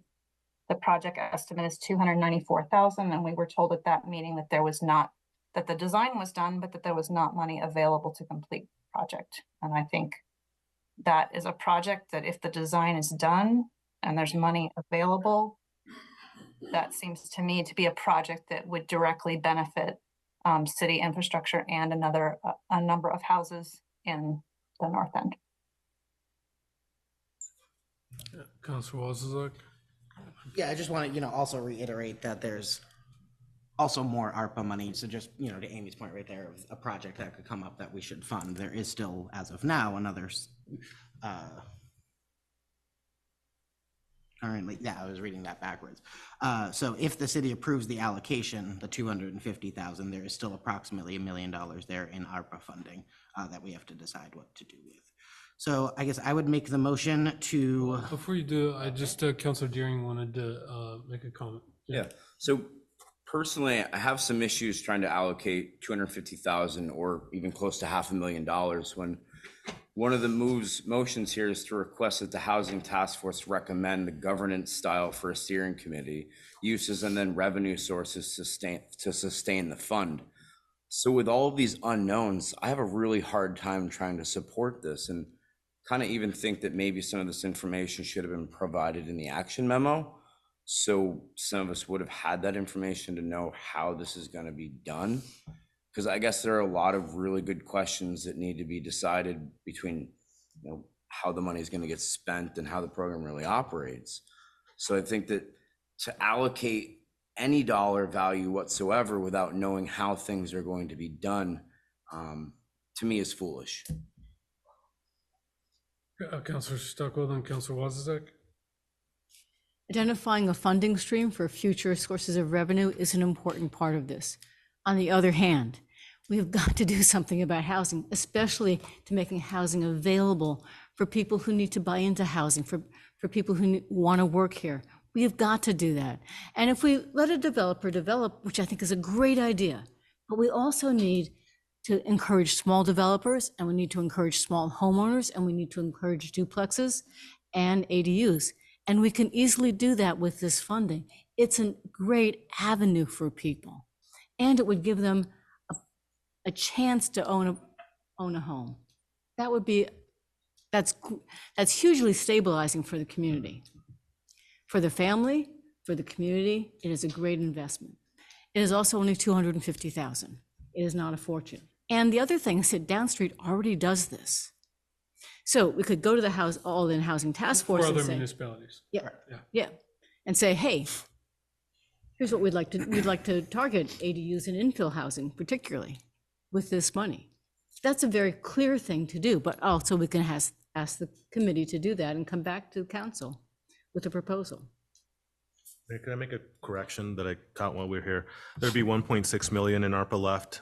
There was going to be 1.8 million after last week's or 2 weeks ago investment in the North Main Street sewer. So I probably added I probably added the 250 to the 740. It was my math mistake, but Don and I have conferred. It's 1.6. Sorry about that. Councilor Wozniak? I would just, to Councilor Deering's point, what this does is this says the money is there and the city is in on this. I think that the reason we haven't had, one of the reasons that we haven't gotten to the point where we have all of these details is because the Housing Task Force and Down Street aren't going to put in, weeks, months of work setting up this organization if the city's not willing to come to the table on this. So I think what this does is say that we have $250,000 here that we've put in a housing trust fund. Now let's put the processes in place to make sure that those dollars can be as impactful as possible. So I'm ready to make a motion, but Mr. Mayor, there's more. No, I didn't entertain a motion. So then I would make the motion to create a housing trust fund, to request that the housing trust fund recommend a governance structure for a steering committee, uses and revenue sources to sustain the fund in conjunction, is not the word I'm looking for, while working with Down Street to do those goals, and allocate $250,000 of ARPA funding to the housing trust fund. Second. There's a motion and a second. Is it a Councilor trust fund Lozon? or a loan fund? I mean, it's a loan fund, correct? Not a Well, trust fund. I think Loan like fund and the- a trust fund are two very, very different things. It could have both functions. Yeah. It could do some straightforward grants to people who could not otherwise have any possible ability for development, and it could also be a revolving loan fund. So it could have both functions. Although That's not unusual. Although for the name in the municipalities. motion is a trust fund, and I think the trust fund could allocate funding to a loan manager is I think the model that has been used by other communities like Montpelier sometimes uses their trust fund for down payment assistance.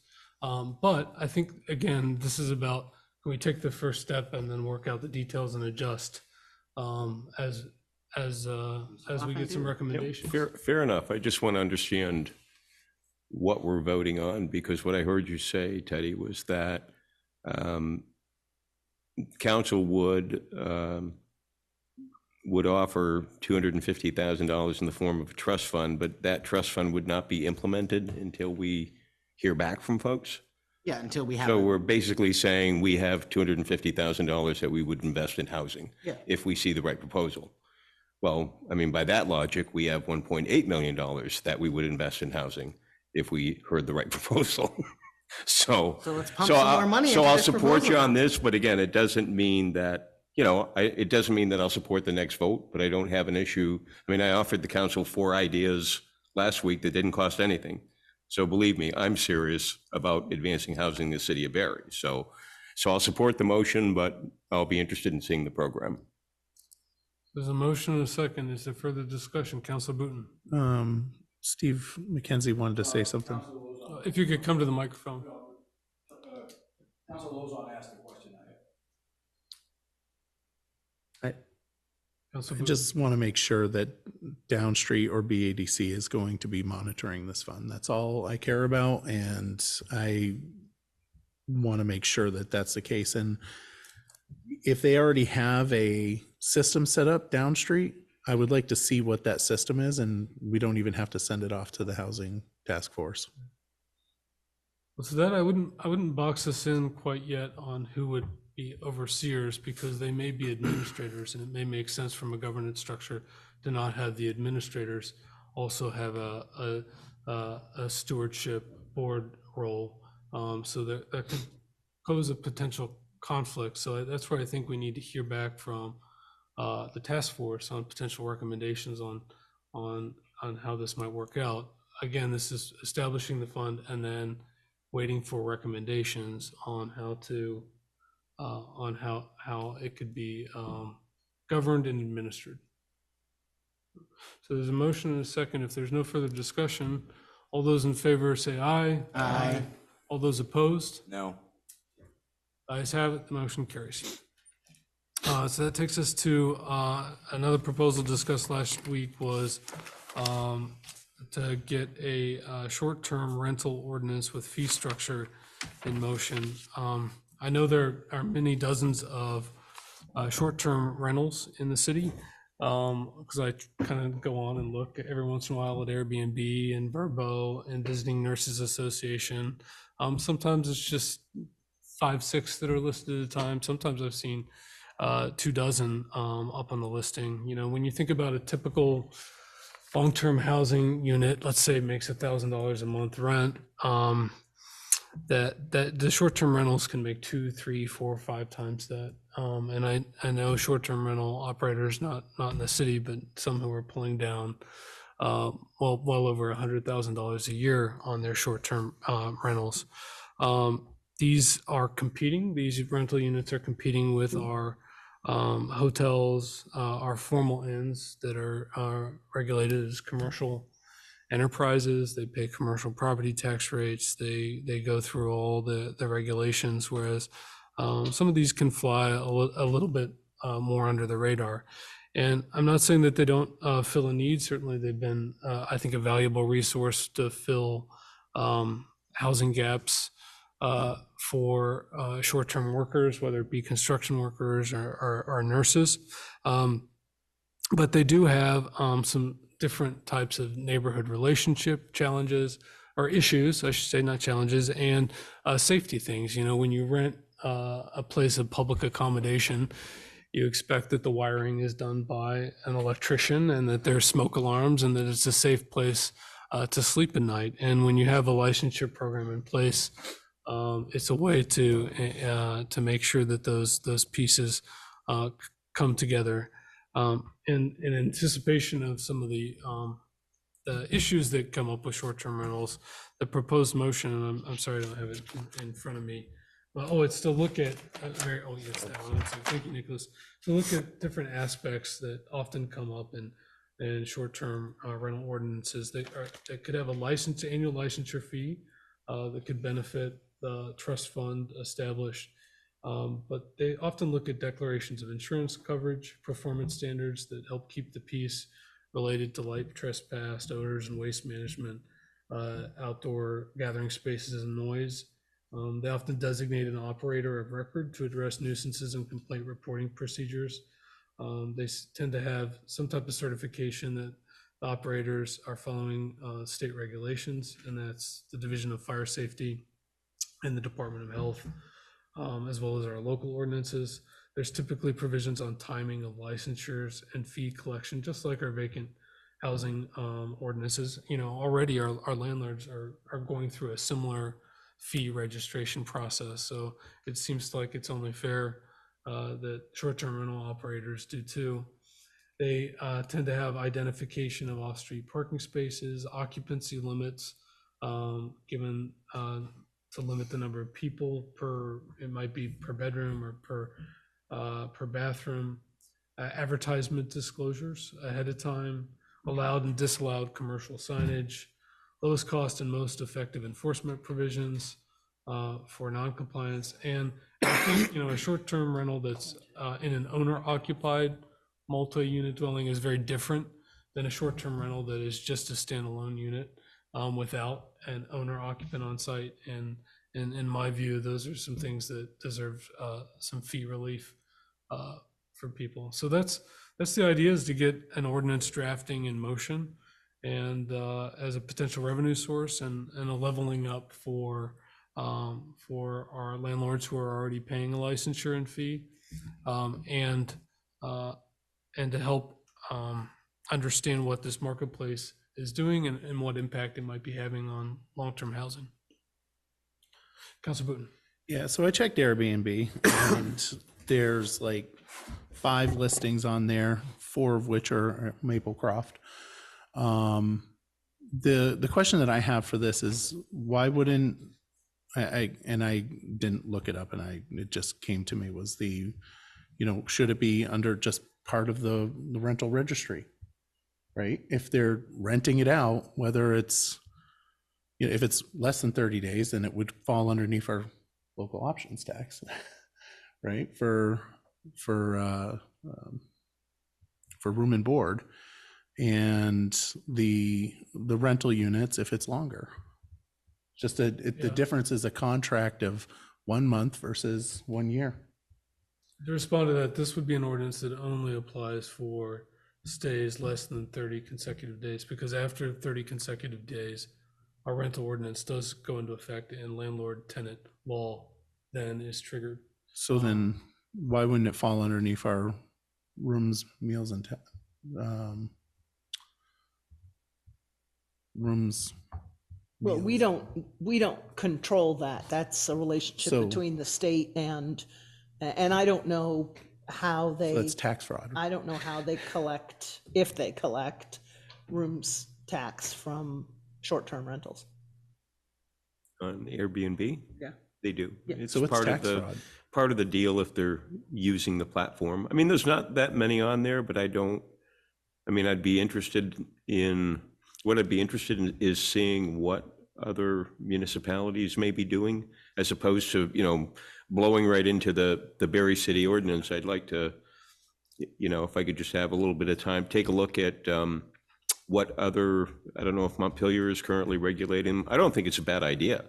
I think anytime that you can get that information, I just looked at Airbnb.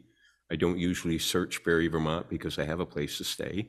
But, there's a number of them on there, and you're right, Michael. A few of them were, Maplecroft advertising on there, but, I've always felt that, if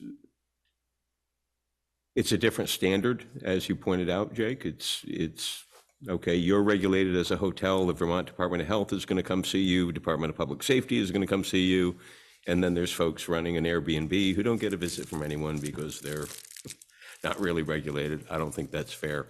So I think there could be value in the city saying, if you are a short-term renter, we have an obligation to folks visiting our city, and we want to make sure that you're appropriately registered with the city and that we know what you're doing. And there's a lot of value to other people as well. Public safety comes to mind, and we have that so that they know that these folks, that if the folks staying there may not necessarily be familiar with the area. So I don't think it's a bad idea. I mean, I think I'd like to see what other municipalities are doing. I know Burlington, of course, they're different motivation in Burlington. I mean, they've got, it's really a big industry in Burlington, and it's definitely taking away in a big way from their long-term rental market. So I understand their motivation may be a little bit different, but it doesn't mean that it's any less genuine here. All points very well made. I will say that the provisions that I listed there are all based on other ordinances. The Short-Term Rental Association has, if you can pull it up on your computers when you get home, but they have a list of active ordinances throughout the state, often in ski towns, but not all of them. It seems to be more, there seem to be more tension points in ski towns because those are the party houses. Whereas I think we have a lot more business travelers in our Airbnbs. I know just within several blocks of me, I know at least 2 homes that are serving as short-term rentals, or 3. Actually, I know 3. So they're around. They're not Airbnb. The listings change from day to day. So if you just look at one stay, you're getting perhaps a small snapshot at any given time. But these are standard provisions and ordinances. They're much lighter touch than what Burlington did, which had all types of rules about, especially about occupancy and lengths of stay. And like Woodstock for a while said, well, you could only do, you could only have a short-term rental, but you could only do it during leaf season for so many days a year. So this is a more, I'd say, open market ordinance, while at the same time providing those public safety protections and a little bit of licensure revenue for the city.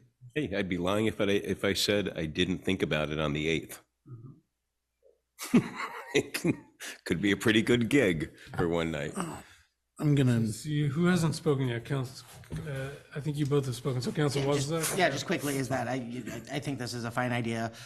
Counselor Booton's point about maybe tying it into the minimum housing ordinance where all the rental stuff is, might, why have two ordinances when you can just have one? That's the only reason I think that might be a good idea.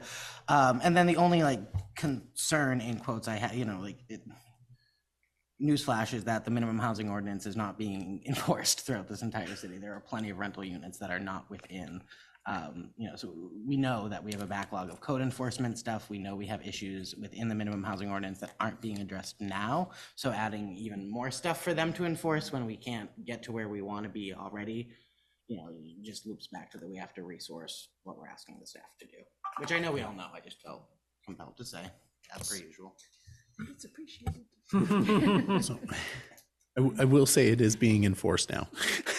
I can guarantee you it's being enforced. Thank God. But that, huh? So your license expires shortly.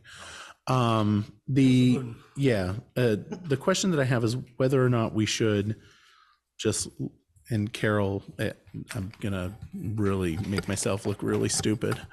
I know, aren't you excited? We don't license hotels and motels. Nope. Okay, so what we probably should do is maybe license hotels and motels. And that would automatically fall underneath from that. And then they would have to pay the taxes. We have moved away from I know. licensing things that are already overseen by the state that have, it's the reason we moved away from licensing restaurants. Though that kind of it felt redundant. It was, it took a lot of staff time to do with the inspections and stuff like that. So with regards to hotels, motels, places that are under the jurisdiction of the state, it feels like that would be redundant, duplicative, and burdensome. The places, the short-term rentals are a different animal because at the moment they're flying under the radar. So. Well, we could and again, license them. just in terms of staff impact, there would absolutely be a staff impact in terms of, notification that there's this licensure to take in the payments, to issue the letters each year, but it does not, nothing in the list suggests that there should be an active inspection process. It mentions self-certification, and that's a way of a operator assuming a form of liability, but there would be potentially if complaints occur, which those complaints are probably already going into either dispatch or the code enforcement office right now, I would suspect, to the extent that there are. To the extent they are, yeah. I think the self-certification would alleviate a lot of the staffing concern, and would, looking at Janet's box on the screen, it means all of it would fall to her world, because then they would take code enforcement off the table besides, calls. So the Department of Health typically license hotels, motels, and restaurants. Do they have the capacity to make meaningful inspections? Probably not. I just have been to a lot of hotels visiting homeless folks where I thought, not happening. I think they just operate on a complaint-based system too. And so much of that stuff was waived. Mr. Mayor. Burn Rose. Hi, thanks. I just wanted to mention that you're looking at Airbnb, but we've gone places and we have vacation rentals by owner, VRBO. And so there are other kinds of things out there. So if you're making your decisions based on what do you find on Airbnb, I think it's a really good idea to start looking at those and having some kind of licensure. It gives us some, I think Councilor Lozon said, it gave us, we can have income from that. People are getting services without having any cost from the city. So that's a balancing thing. And I like the idea of including that also in the ordinances. And then I just heard about the voluntary registration. That's a place to start. So thank you for thinking about this, Mayor.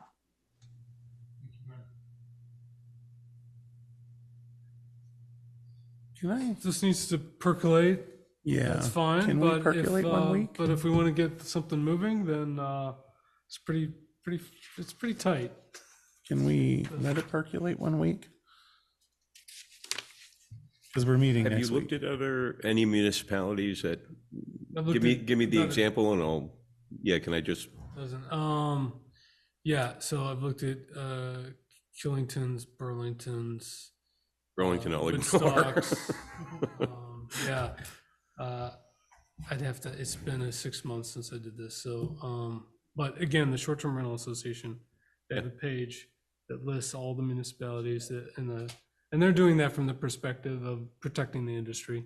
Yeah. And keeping I tabs get on it. what municipalities are doing, but they have many links to all the ordinances, so. Give me a couple of weeks just to look at it. I on its face, I don't think it's a poor idea. Yeah, Councilor Deering? Just noticing on the Vermont Short-Term Rental Association page, they have the model short-term residence ordinance. Was that where you had pulled that from? I've looked at that, but I developed that list as a customized what I thought was appropriate to Berry City. Okay. Councilor Boone? Well, I'm wondering if we throw it into like the rental, or we throw it into the hotel where we're getting the local options tax. It is short-term accommodations. Yeah, it would, the local Right, option. that's what tax I'm would- saying, right? We're getting the tax anyway. Oh, we are? Yeah.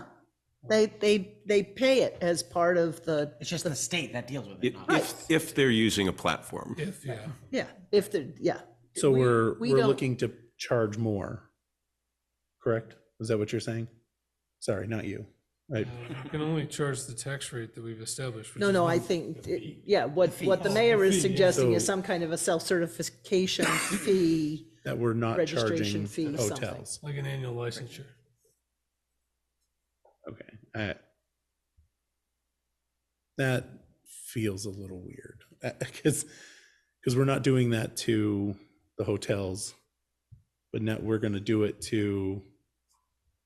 Well, but we are doing it to rentals. Like there's a rental fee. But they're not being charged local options tax. Correct. No, because it's not. No, but it's not a the, meals room. it's the users that are paying the local option tax, not the property owners.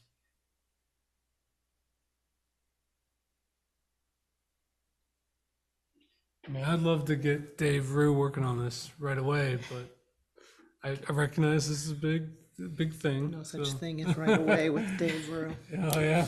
I think there, even though generally I'll cringe a little bit at registries, there is value. When you got a small city, I think most people who are guests at an Airbnb, I think generally, like most hotel guests, are well behaved. But if my next door neighbor if someone bought a home next to me and wanted to turn it into a 365-day-a-year Airbnb, I'd kind of want to know. And if the city had some sort of registry, at least you could know. And right now, you have zero idea. So I think the thought of licensing, which is unique to municipalities rather than, we can license things. So I think the idea of licensing these types of short-term rentals within the city isn't necessarily a bad idea. Again, I just need to, so charging them an extra, long-term landlords are paying their property taxes, as are short-term. So, there's fees for everything, Michael. And as long as we keep them reasonable and there's a public purpose about it, and I think there is benefit to knowing who is renting short-term, I wouldn't necessarily have an issue with it. And whatever the fee is will be paltry compared to what. Whatever, $50 a year, and as you Prices. pointed out, Jake, I've always maybe been more. fascinated by it. I've never done Or it. zero. Because I do understand that you can take an apartment, furnish it, and all of a sudden, instead of getting $1,000 a month rent, you're getting $3,000 a month rent. So like I said, never done it, always been fascinated by it.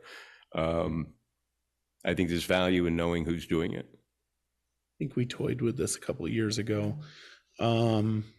This is a new enabling statute from. Yeah, but I think we toyed with it like 6, 8 years ago. We discussed this. Yeah, trust me. I think that I would much rather have it, instead of having a separate ordinance, like somewhere in our ordinance. But we could Like in the certainly- code of ordinances. Yeah, somewhere in there, probably under the licensure area. We do it. All right, so if we can close this out, Raylene Munier? So I want to mention that currently there are 36 rooms for rent, furnished rooms in the Barre City area alone right now on Furnish Finders. And I put in a budget of $1,600 a month. That was the made up budget. It's for nurses and professionals, Blue Cross and Blue Shield, National Life, where they literally just rent a room and they have some use of the kitchen and other parts of the house. So there are definitely other means of these properties being listed than just on Airbnb, and Furnish Finder is a huge one. And so if you have 3 bedrooms in your house that are available, or 2, it's a great way to make quite a bit of extra money.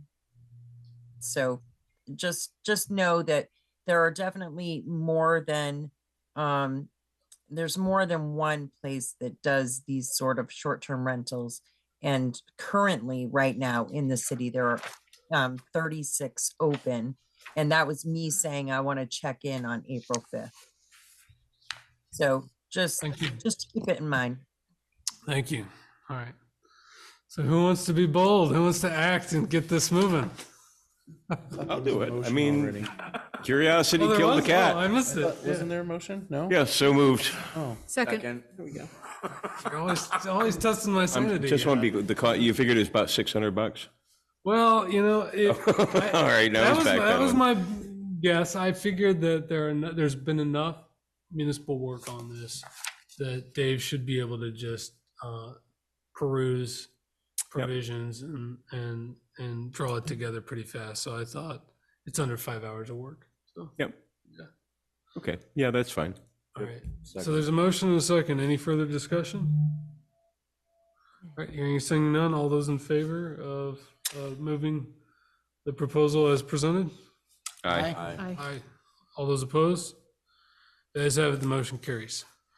That takes us to an authorization of the manager to issue an LOI for redevelopment of the Campbell parking lot. This is the parking lot adjacent to the seminary lot. Parking lot, it's kind of tucked behind that, in between that, is it West Street, the courthouse, this little side courthouse street? It's actually Campbell Street Street, okay. is the street that abuts it. After the publication of the agenda, Carol and I conferred and we proposed 2 additional sites as well. One is the Plain Street parking lot, and then the other was some vacant lots off Merchant Clary Street. They were all, overheads were included of all the sites there. Some may be more compelling than others, but we figured if we're doing LOIs, might as well see what's out there. Oh, you're doing a letter of, so request for proposal, letter of interest. All right, I'm sorry. Yeah. Whenever I see LOI, it's letter of intent for me. Yeah, So- this is similar to the Okay, seminary. sorry Street. about that. What is it? Oh, interest. Oh. Letter of interest, not letter of intent. I also thought. Like, So we have intent with who? Three proposals, the So moved. street is Second. the street adjacent to the odd. It's on the back side of the odd.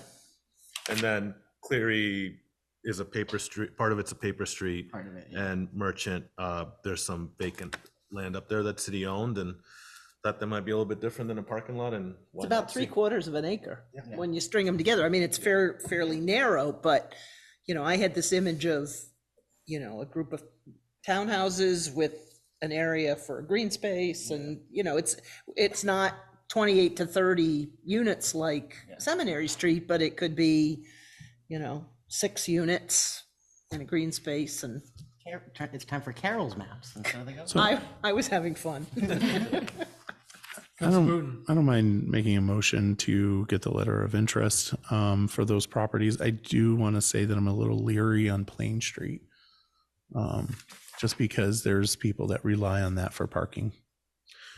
Granted, people obviously use Campbell If they do, as they're not buying the permits they're supposed to be buying. No. on Plain Street. Yeah. No. It's not me. I will second Michael's motion. That must be a little bit beyond Dee's route during the evening hours, so. Okay. All right, so there's a motion. Is there a second? Yeah, Counselor Wazazek Any further seconded. discussion? Again, seeing none, all those in favor say aye. Aye. All those opposed, the ayes have it. Then we have discussion of charter changes from Counselor Stockwell and Sean Bell. All right, we deferred that one. I don't know who wants to kick this off. Councillor Lozon is the one up on the substantial improvement or? Oh, that That's got been deferred moved. because the planning commission has to propose that that. first. So we've moved on to D. So that's basically been referred to the planning commission. Mayor, if I could just make like a technical, there was a question at the beginning of the meeting about the separating clerk treasurer duties. The changes in purple are the ones that would accomplish that.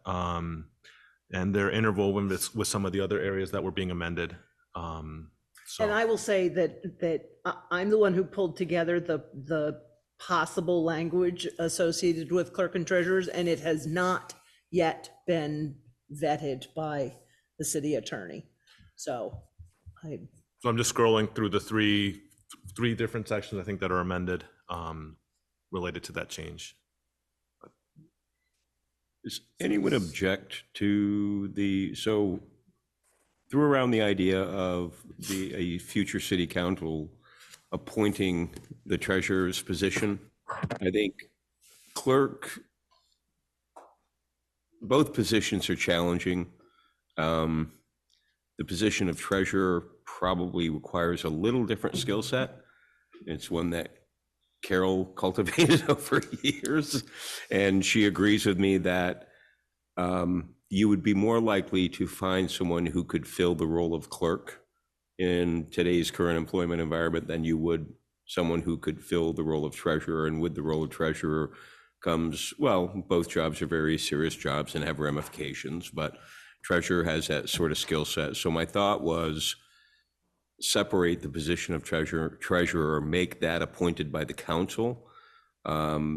If the voters happen to elect someone who is qualified in both respects, council could appoint this, say, if someone was elected clerk, council could appoint them treasurer. If council was not comfortable doing that, council could appoint Don treasurer. no. Council could appoint Carol treasurer, even if she wasn't clerk, or even if she was.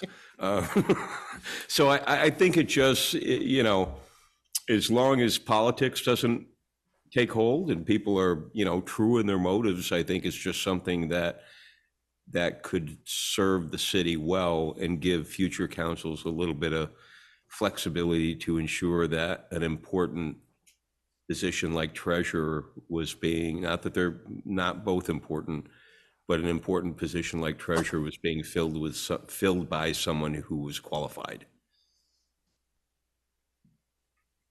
All right, Councilor Booton. Yeah, and I'll stump for moving the town meeting days to May. And that's to make it easier for budgeting, and, it also gives us an idea of what's happening with the state legislature as well. I know it's. So proud of you. What do you mean?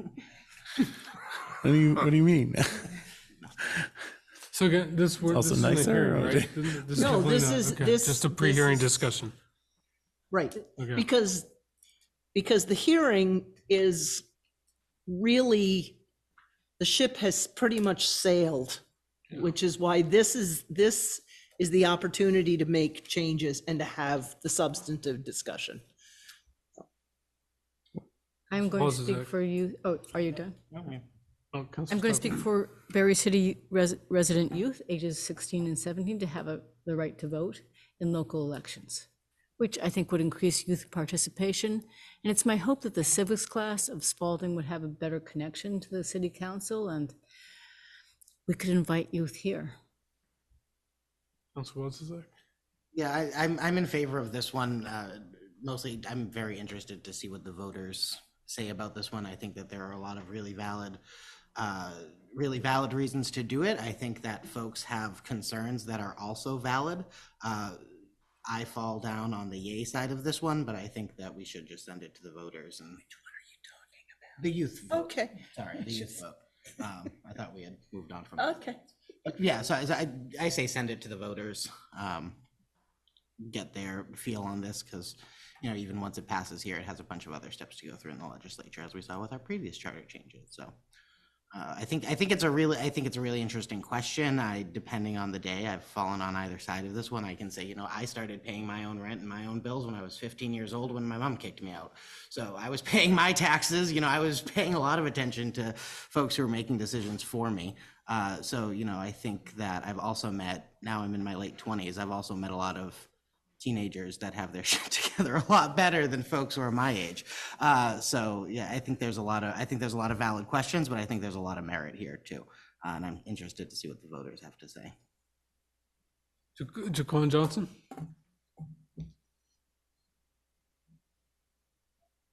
I see you have your hand raised online, Jaquan. Yeah, sorry about that. I was muted. I apologize. I would just like to say, as a 17-year-old myself, I do feel as that we are very easily persuaded not to do much research behind what we're told as much as some other people would. So, that 16 to 17-year-old age range, you're also, very shadowed by your parents, I would say, to kind of do what they want you to do. So, like, if you're in a house full of Republicans and you haven't quite, went there yet, they're gonna be like, oh, just vote Republican, you're fine. But like, they won't really encourage you to go your own path, so to speak. So I feel like maybe if, I feel like just it's too young to maybe, make it, local elections fair, because, a house with one registered voter can turn into 3, and that's, that can make a big difference sometimes. Nicholas, oh, okay. Yeah, Councilor Deering. As a father of 5 children, I kind of feel like this starts to weaponize children. That what we do is the things that we talk about in our houses are then portrayed out in our communities. And if the discussions really aren't had and children are just told to do as I say, and this is what you're going to do, I know a lot of children are going to vote exactly how their parents do. That's something that I did for a good portion of my life. And I find that unfortunately they're very easily persuaded, and unfortunately they're a lot of times not able to make some of those hard decisions when it comes to objectively thinking about things, that what mom and dad or whoever is at home says is always the right thing. And as we've come to find that that's not always the case. So I think that letting children be children and let them grow and mature in the ways that they need to be involved in our community is really important. To have them on our committees and to invite them into council would be great. To have the artwork has been great. But to say that this is an opportunity to involve our youth, I think is misguided, and that there are many more opportunities that we can involve our youth in the community than to employ them by voting at 16 or 17. Thank you, Councilor Deering. Councilor Booten. All right, so for process, Carol, so we need a motion to put this forward for warning? Not now. Not now. Okay. Okay, so I definitely think we should probably run the clerk part, the treasurer and clerk by the attorney. And since there's no motion needed, I will say that our legislature should do their job and remove the school district language. But Carol's been fighting that for how long? Since 2019, since we voted to merge. Yeah, and I can withdraw mine because I'm going to organize a writing campaign for Carol Dawes for clerk treasurer. So it's going to be fine. It's going to buy everybody a few She years. just wrote Counselor Lozon deceased. I thought it was You like, wish. must find another voter named Carol Gotta Dawes. stand in line for that one. So on the, just, my feedback, the only proposal that really gives me, raises a lot of questions for me is moving the town meeting day, because town meeting day is a state holiday in the state of Vermont. It's a day that people get off work to participate in local elections. It's set as the first Tuesday of March. It's been that way for hundreds of years. It brings us into concert with most municipalities around the state and the town meeting day news cycles. I'm very concerned that off-cycle elections make it suppress voter turnout, and you get less of an indication of what people actually think, because just like this year, we're still holding an election in March, and then we're holding an election in May. Elections are labor intensive, they're costly to run, and I would like to see us hold elections when on a normal cycle, when people have a day off work and are more likely to be able to participate and turn out. And I know not everybody's off work, but it is a state holiday. I also think it compresses the turnaround time for failed budgets, which pressurizes the council to come up with a solution before a fiscal year. And so for all those reasons, I would not support putting this on the ballot. I'm particularly the voter suppression, all these little special elections, I think make it harder to vote, more confusing to vote. And I think we should be making it easier to vote. So, and more routine and by bundling in clusters. So that's where I stand on that. The others I support, and would support a separately elected treasurer too, if that's easy as well. So solves an issue as well.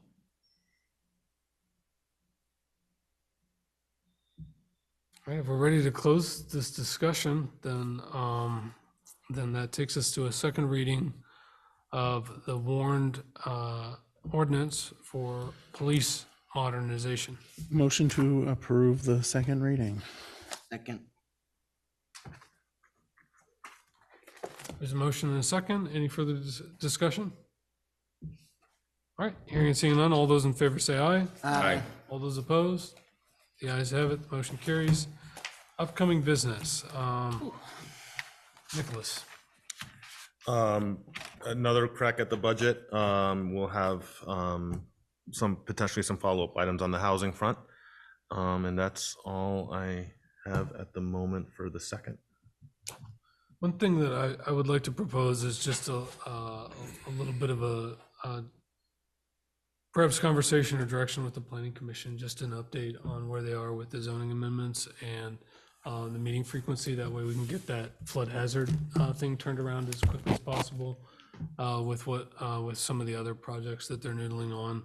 And then I did want to have a discussion about the use of ARPA funds for water and sewer investment. And I know we've applied some funding to the water and wastewater enterprise. And I was wondering if there's a way to retroactively apply those as loans from whether it be the general fund or the ARPA fund to the enterprise, because by giving that, even if it's low interest or no interest, by giving that money into the water wastewater enterprise, we're subsidizing ratepayers in Barre Town in our service territory who otherwise are not contributing in an equal measure as ratepayers. So, but if you build it in as a loan, then it becomes a ratepayer obligation that both municipalities have an obligation to pitch in through the fees that they pay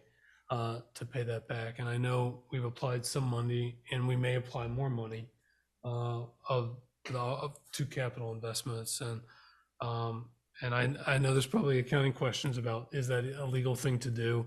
So I was wondering if we could get an answer on that and then talk about just changing the way that money flows between the two funds. Since on the one hand, it's money of taxpayers, and then on the other hand, it's money of ratepayers. So. Anything else for upcoming items? Got one. Councilor Deering? So I'm gonna be working with Rick Taft on figuring out a charge for the Jedi B in relation to the ADA committee. That was something that was talked about at their last meeting, that they would like a charge from council about the ADA aspect for that. They were very concerned with some of those things. So I volunteered to take it on with Rick. So that's something that we'll be bringing to you guys. Awesome, thanks. Anything else? Like one more crack, like I said, I presented 4 ideas to the council last week about housing. One of them was a TIF district in the North End. And these are, one was tax anticipation program. One was the ability to do tax stabilization within our TIF district. I think, Mary, I think you misunderstood.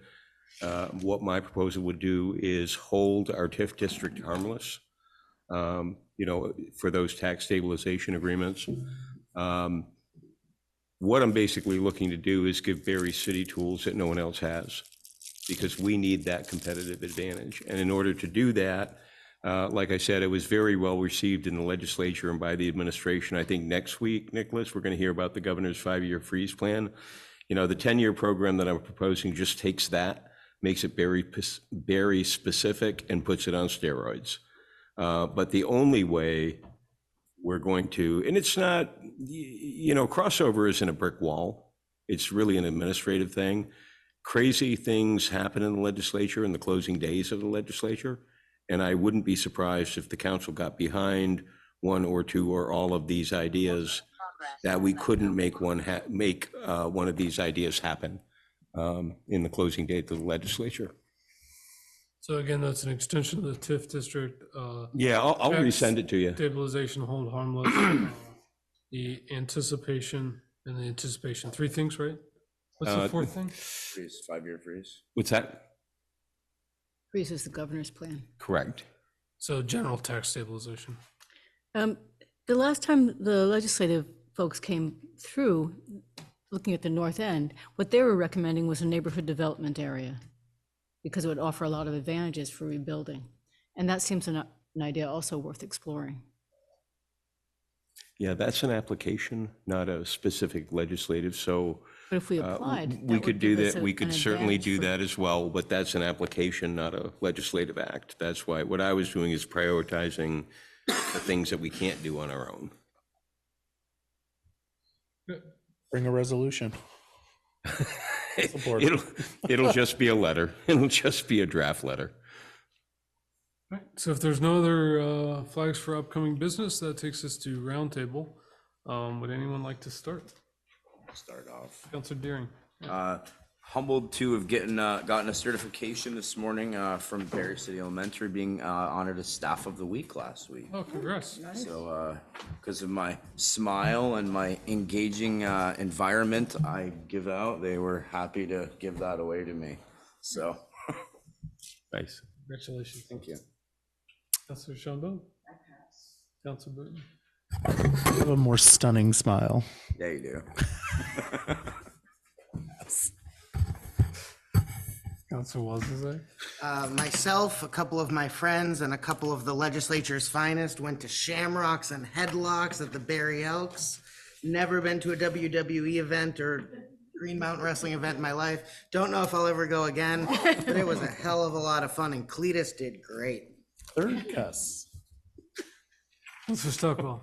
I went to a rally for the Central Vermont Healthcare United workers, and it was really exciting to hear them, the work that they have made in getting a livable wage. That just is a win for our community and for every individual who serves us at the hospital and for people who are trying to afford an apartment here. So that's been great. Council Lozon. Nicholas, I'm pretty sure that the South Main Air Street Light is a major contributor to global warming. That, you know, I'll work later this time of year, and it's just frustrating to come through and sit, and I sit, and I watch the walk lights flash at 11:15 at night, and I watch the other walk light flash, and I watch where no one. Is there anything we can do to upgrade that light, especially with West Patterson being closed? Yeah, let me. We are actually sending TJ DeRose, our public works superintendent, to get trained on the lights because usually we have to call our contractor in.